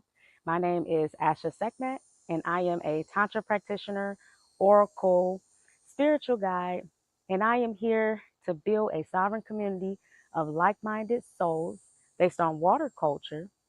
This is the culture that represents what you would consider Black people on planet Earth, the true system, spiritual system for my community called the Mahi community. We have a pathway to become closer to the Creator without strict religious doctrine. And we follow natural law, reciprocity, and the laws of the universe. We value superior wifehood, right? Because the model that we have is an ascension to become superior man and superior woman on planet Earth. In our system, both man and woman is considered God. We're not a matriarch. We're not a religion, okay? We uphold the laws of the universe. We uphold the laws of Ma'at, which means that we uphold the laws allowing both sexes to evolve. For the 3-part virtual series, you're going to get one, I'm going to give you the natural calendar cycle that we use. This is the foundation. It's the life system foundation. And when we go back to what the new world is becoming, people are going to be left behind if they cannot get out of their conditioning. And especially when you're talking about building a community on polygamous family structures, you having the thought of how you want things to go, you should completely scratch that. It's about the community mission, right? It's community above individual needs. Awakening the Village. This is a 3-part virtual series that we're going to be doing for the Mahi teachings on poly love, spirituality, and community. Come to the Awakening the Village. This is going to be Wednesdays, August the 13th, the 20th, and the 27th at 8 p.m. Eastern Standard Time. The Black man is the highest capacity of what the divine masculine channels through on earth. The Black man has the highest level of masculine potency on planet earth. Okay. So yes, the Black man is my God, my healer, protector, my master, teachers. And that's what we center our sisterhood on in husband sharing in my community. We do center men in our community. Okay. And we have indigenous wifehood trainings, and that's still there. And that doesn't necessarily clash with the wife sharing, because sisters know their life path, right? We know their life path. They come for that and they get the training, and they, have that in our community. And then of course, as time goes on, the wife sharing part, there's a blueprint for those who ascend to that level, and it's meant for them. We'll have that as the time is right. All right. It's been real, y'all. Love y'all. Love building community. You can reserve for the Awakening the Village on my website, www.ashasekmet, that's SEKHMET.com/store. And also Tantra trainings. If you're interested in that, having a one-on-one with me, that's how you start learning the life system. This is going to be a good opportunity for you to learn the life system, but also just to have the one-on-one with me, build the connections, get tapped into our community. I have polyamory consultations and polygamy services. So wherever you are, I have heart work that I do as well to help you connect with your soul, and Tantra. So please reach out to me if you are interested in learning and wanting to become a part of our growing community. I will see you all in the next video.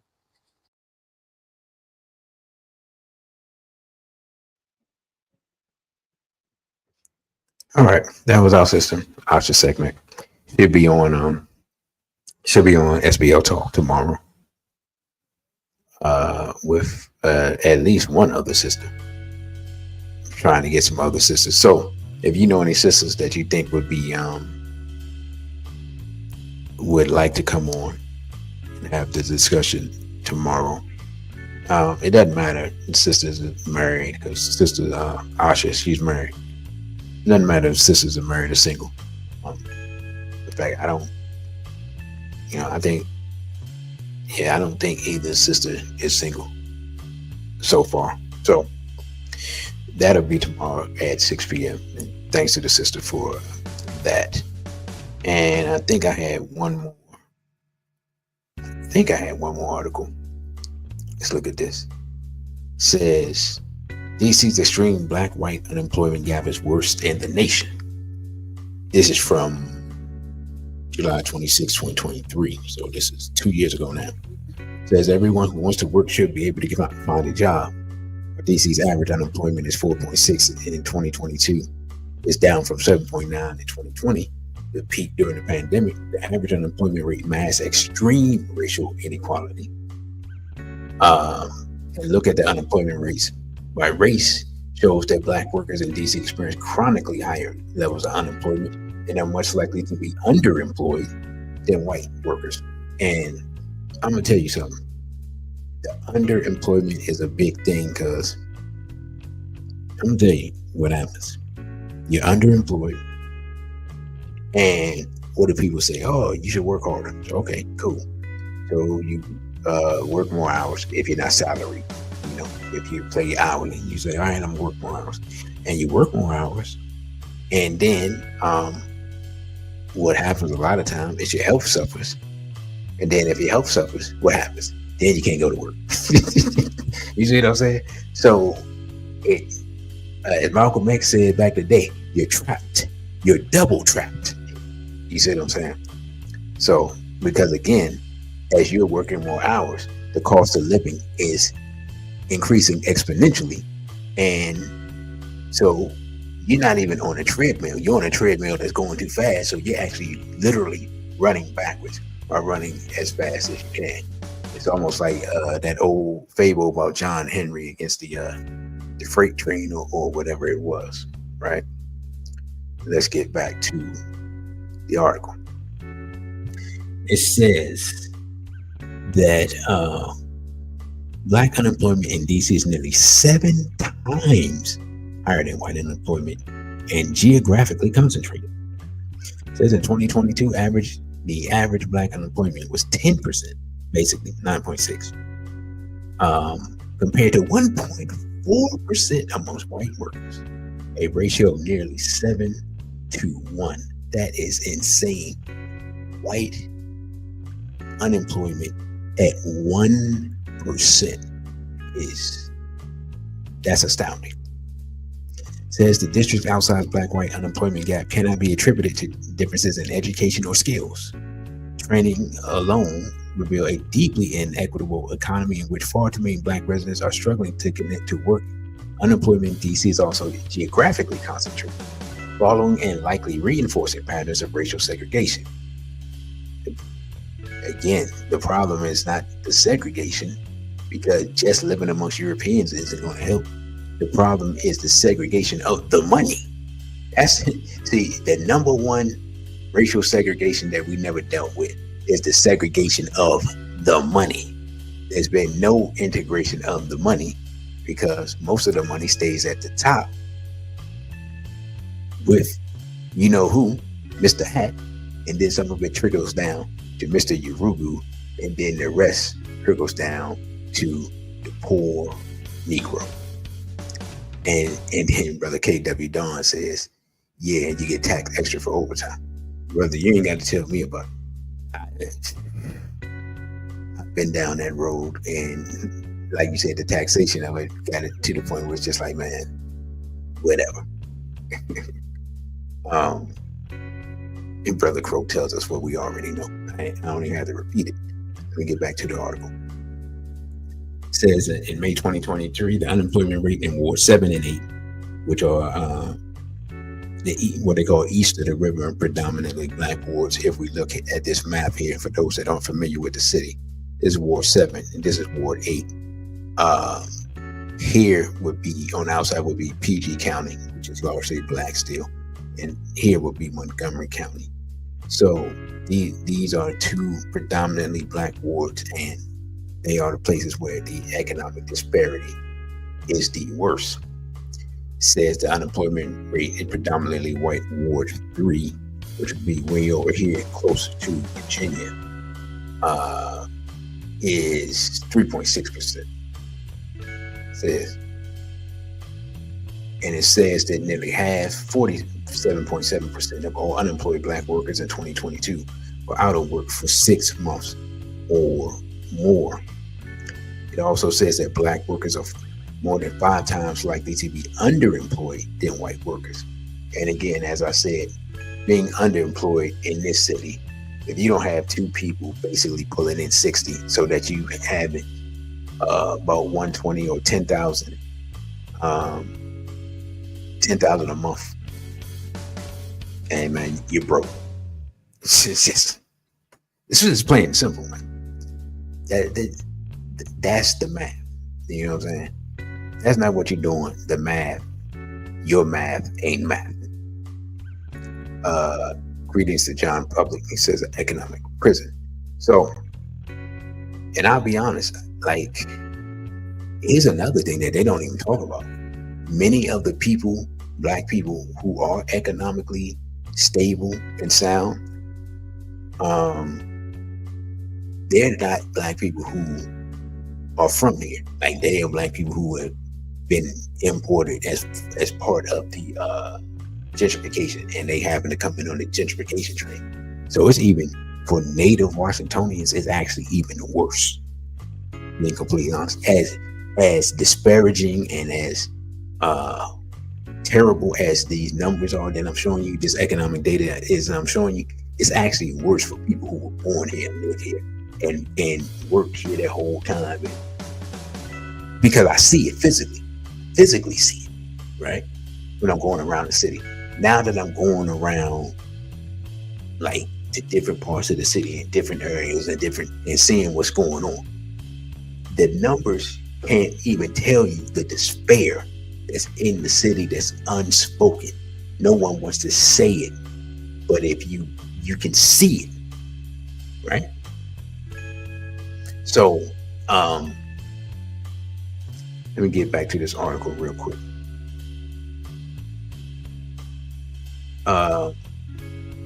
Then they said they have some recommendations for Black workers and things like that. I'm gonna be honest. I don't even know. I don't even know what any real plan would be, because DC's budget is controlled by Congress. The mayor, the homophile who only cares about homophilia, she does not care about Black people. Again,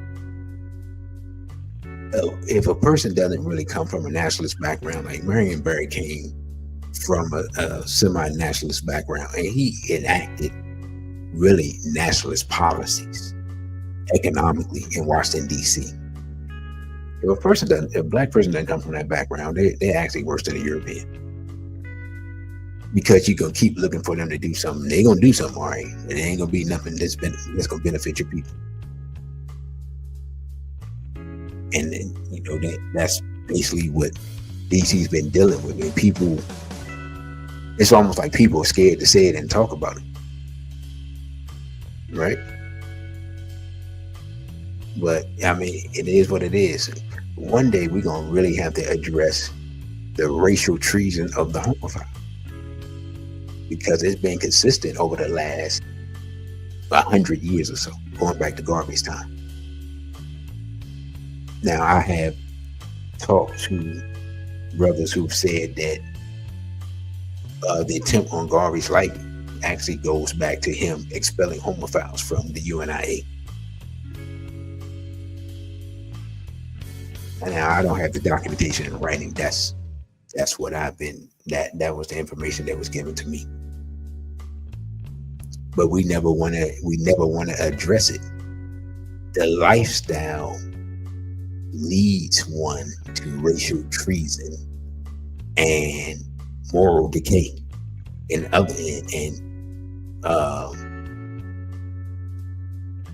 it changes you or lessens your character. These are just the facts, but nobody wants to put it on the table. So it's way bigger than what Minister Farrakhan had to say. Oh, by the way, because I was working on that video, I edited the video from yesterday, right? Because I had an error in the video for those who saw it. But be on the lookout, because probably Friday, I will release an enhanced version of that video with more video documentation. So it'll probably be about a half an hour. So it'll be more stuff in it. I'm gonna try to get that up Friday.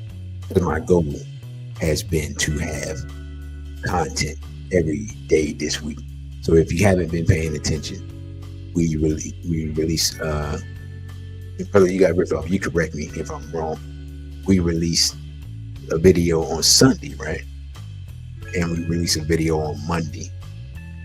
And we're doing this live stream. And the live stream tomorrow. And I plan on releasing a video on Friday. So, brother, have I covered every day? Have I released a video every day? I think I have so far accomplished the mission. So that's the goal, to increase for Black August. There's a Black August thing. And if we get the type of support,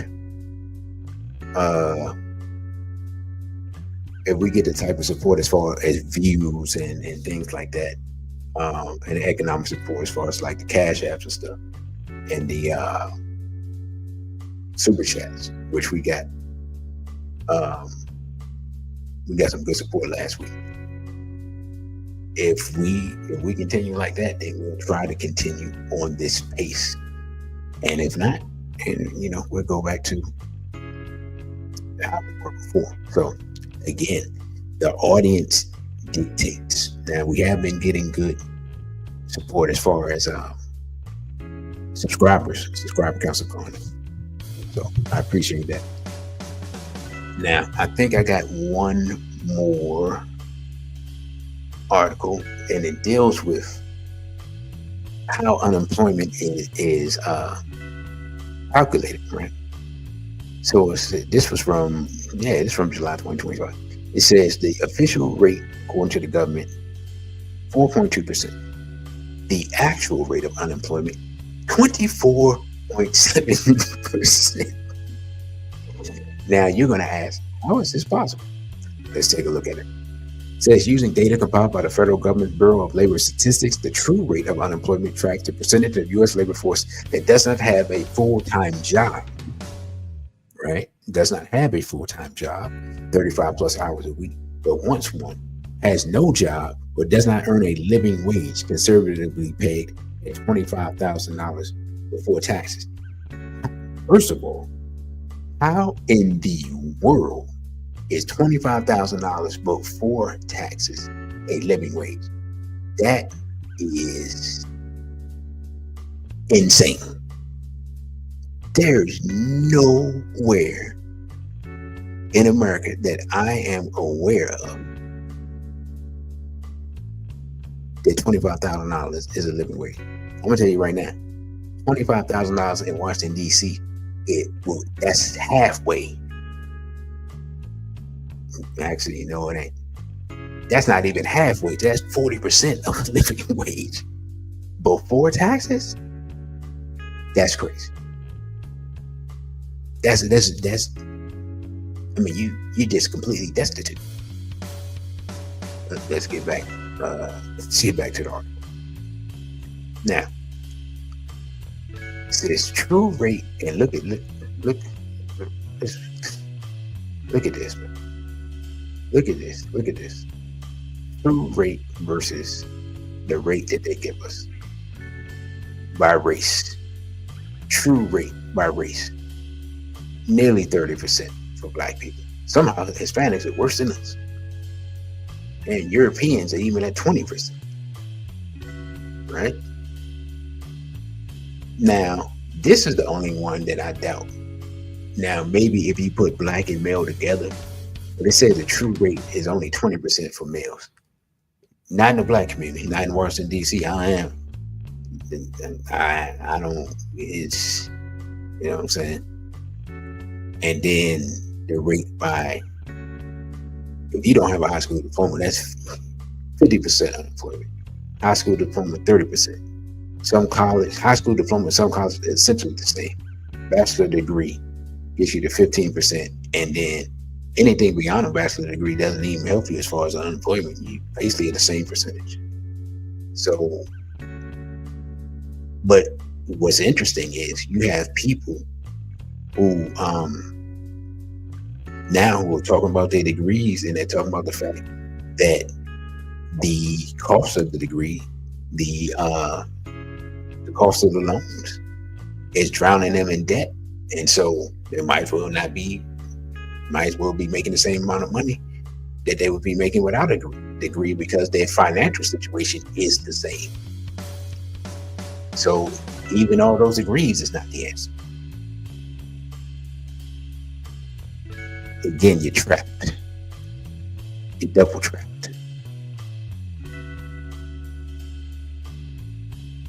And whether you got ripped off, says 20% or more of Americans are working gig jobs, side hustles, and cash-only jobs.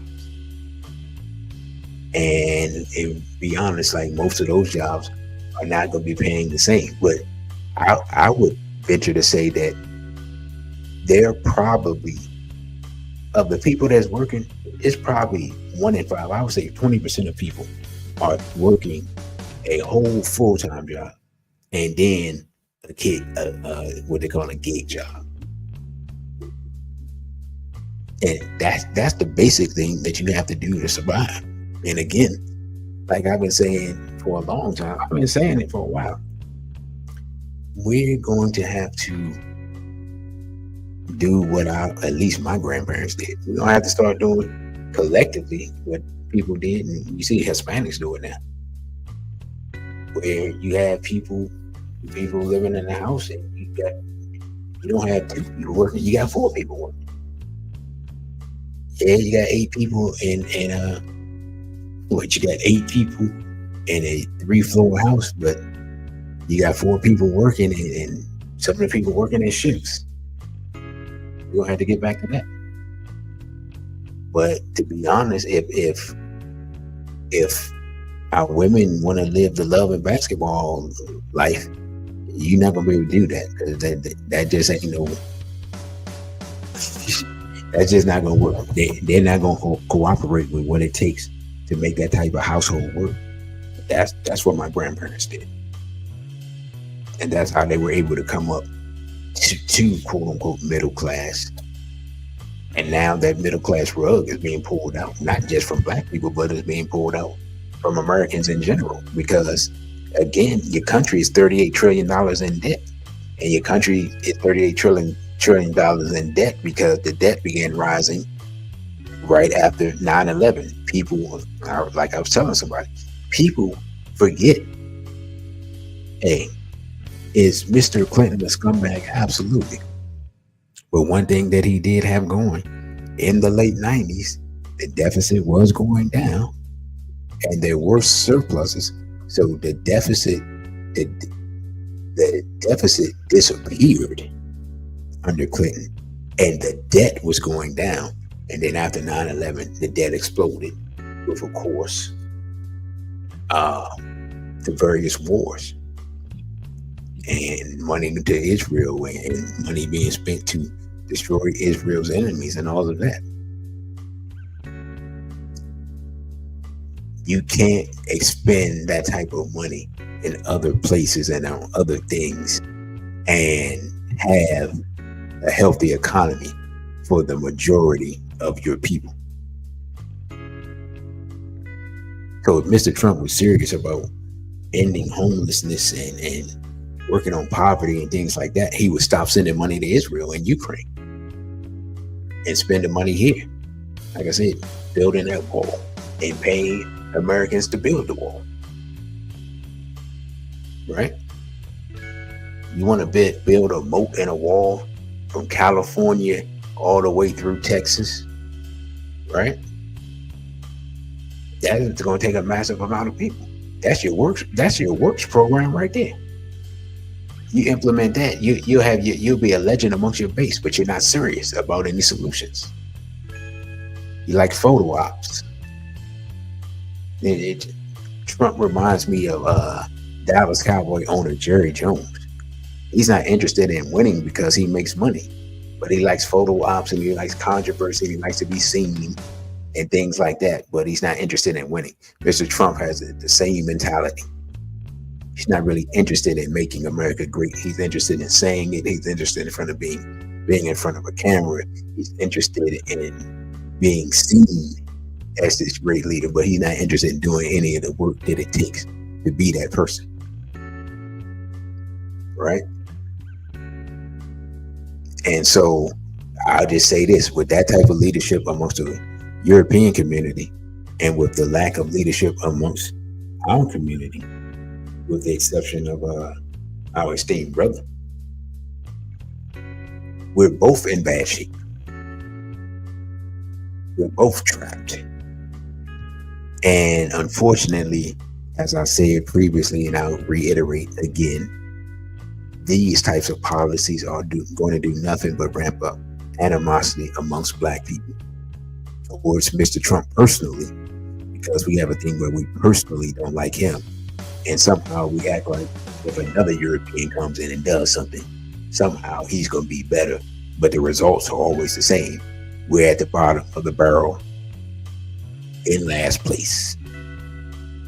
And if we're not in last place, we're battling for last place with the Hispanics. And once they move all the Hispanics out, then we'll be in last place again. Brother Crow says politicians have to deal with and get rid of the Federal Reserve. Yeah, they're not going to do that. They're not going to do that. They're not going to do that.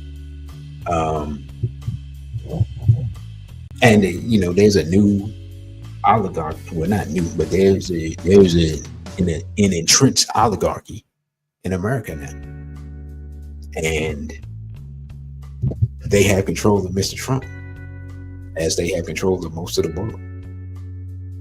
And that's the reality of the situation. So no matter what he does, he's still a slave of our most vicious enemy.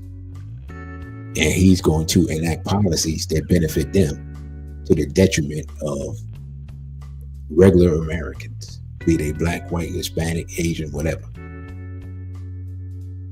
And that's just the reality of the situation. And that's where we are in it, right? Brother, you got ripped off as a question. Hold on, brother. Let me get to your question real quick. It says, from your analytical perspective, what group of people will prevent this imposition? Black, white, Latin, Asian, or a cooperative nationalist group?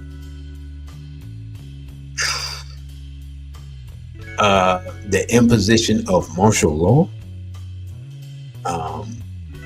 While I'm looking for something real quick, brother, you can just go ahead and let me know if that's what you mean, the imposition of martial law. And I'm going to say, if that's what you mean, and I think that's what you mean, unfortunately, I do not see anyone capable of, any group capable of organizing in order to prevent it, because it's too easy to set one group against the other. So, for example, the Asians definitely not going to do it because they have a comfortable place as a model minority. So they have no reason to, they have no reason to uprise, right? The brother says imposition to take over the country. Okay, the same thing. Yeah, so the Asians definitely not going to do it.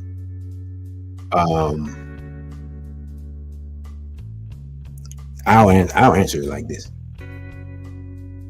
The only hope is a cooperative nationalist group. That's the only group, unfortunately, and I hate saying this, that's the only group, or the only condition that could take place that could stop it would be a cooperative nationalist group who identifies the actual entity and impetus for the destruction of the republic, and they come together to do the job of preventing that destruction and to eliminating that group, that inside oligarchy that I was talking about, who shall not be named, which means you know who they are.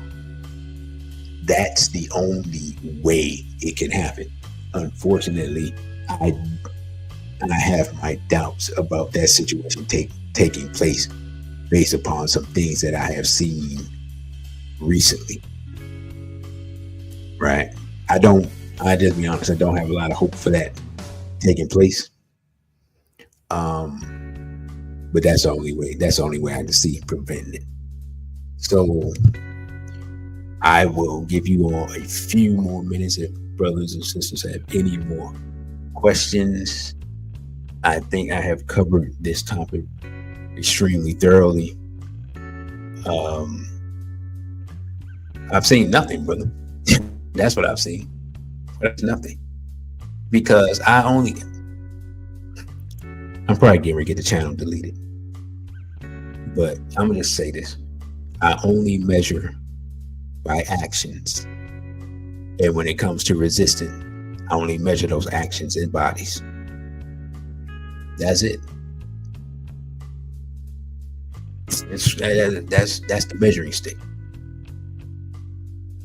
No, nothing else you talking about do I measure.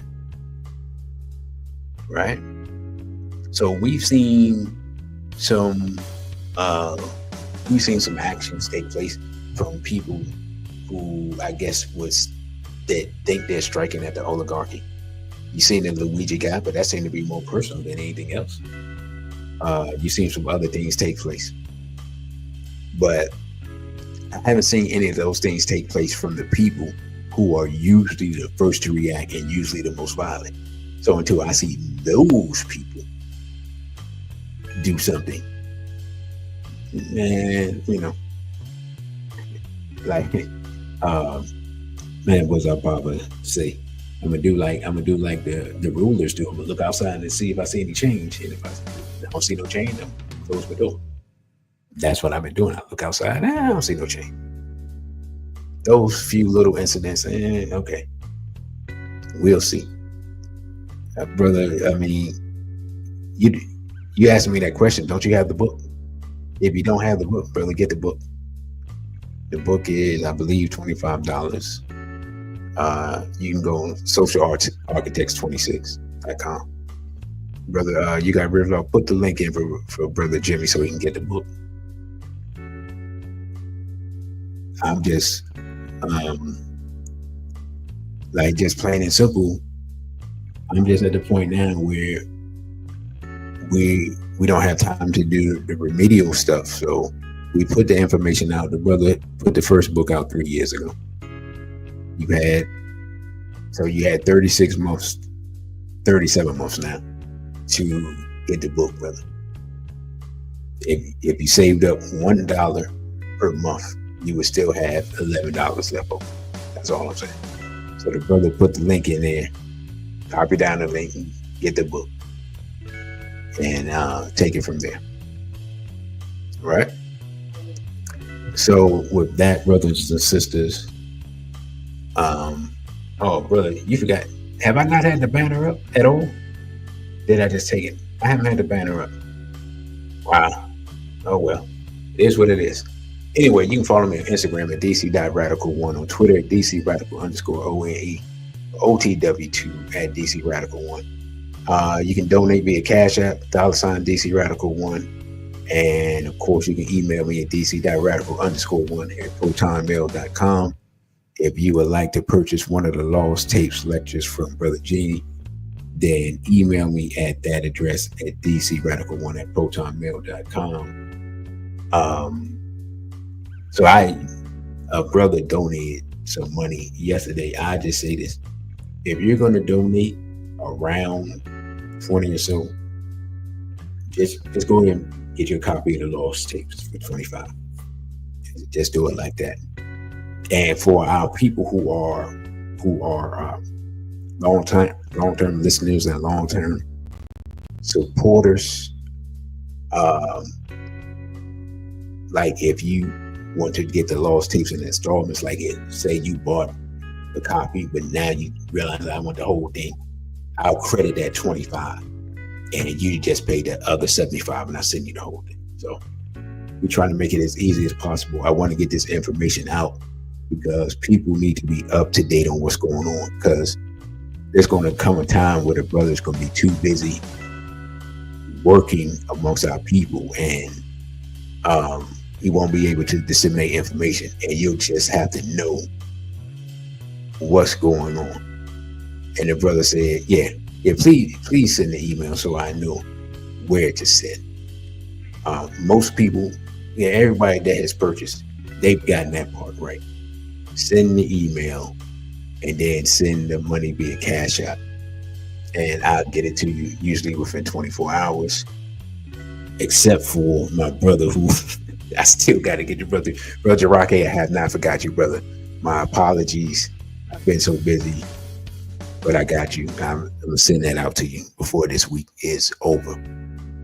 So if we do not have any more questions or any more comments, I'm going to give you all a few minutes Again, do not forget to like, share, and subscribe. Also, our sister Asha segment, I believe her event is actually going on right now. So you can check that out. You can rewind and get the information from there. Again, follow me on Instagram, DC.Radical1, Twitter at DC_Radical_ONE, or OTW2, which is a black-owned platform, at DC Radical1. You can donate via Cash App, $DC Radical1, and you can email me at DC.Radical_1 at protonmail.com. So I thank you all for listening. Do not forget to like, share, and subscribe. If you didn't catch everything, go back and watch it from the beginning. And also, don't forget that tomorrow we will have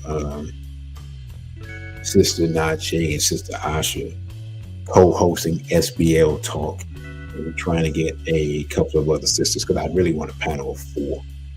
And so that will be tomorrow at 6 p.m. SBL Talk.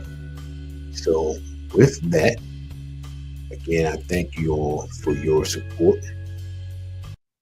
And we'll say a BB for ODA and straight black pride. Thank you for watching this video. Don't forget to like, share, and subscribe. Also follow us on our other social media platforms. On Instagram, we're at DC.Radical1.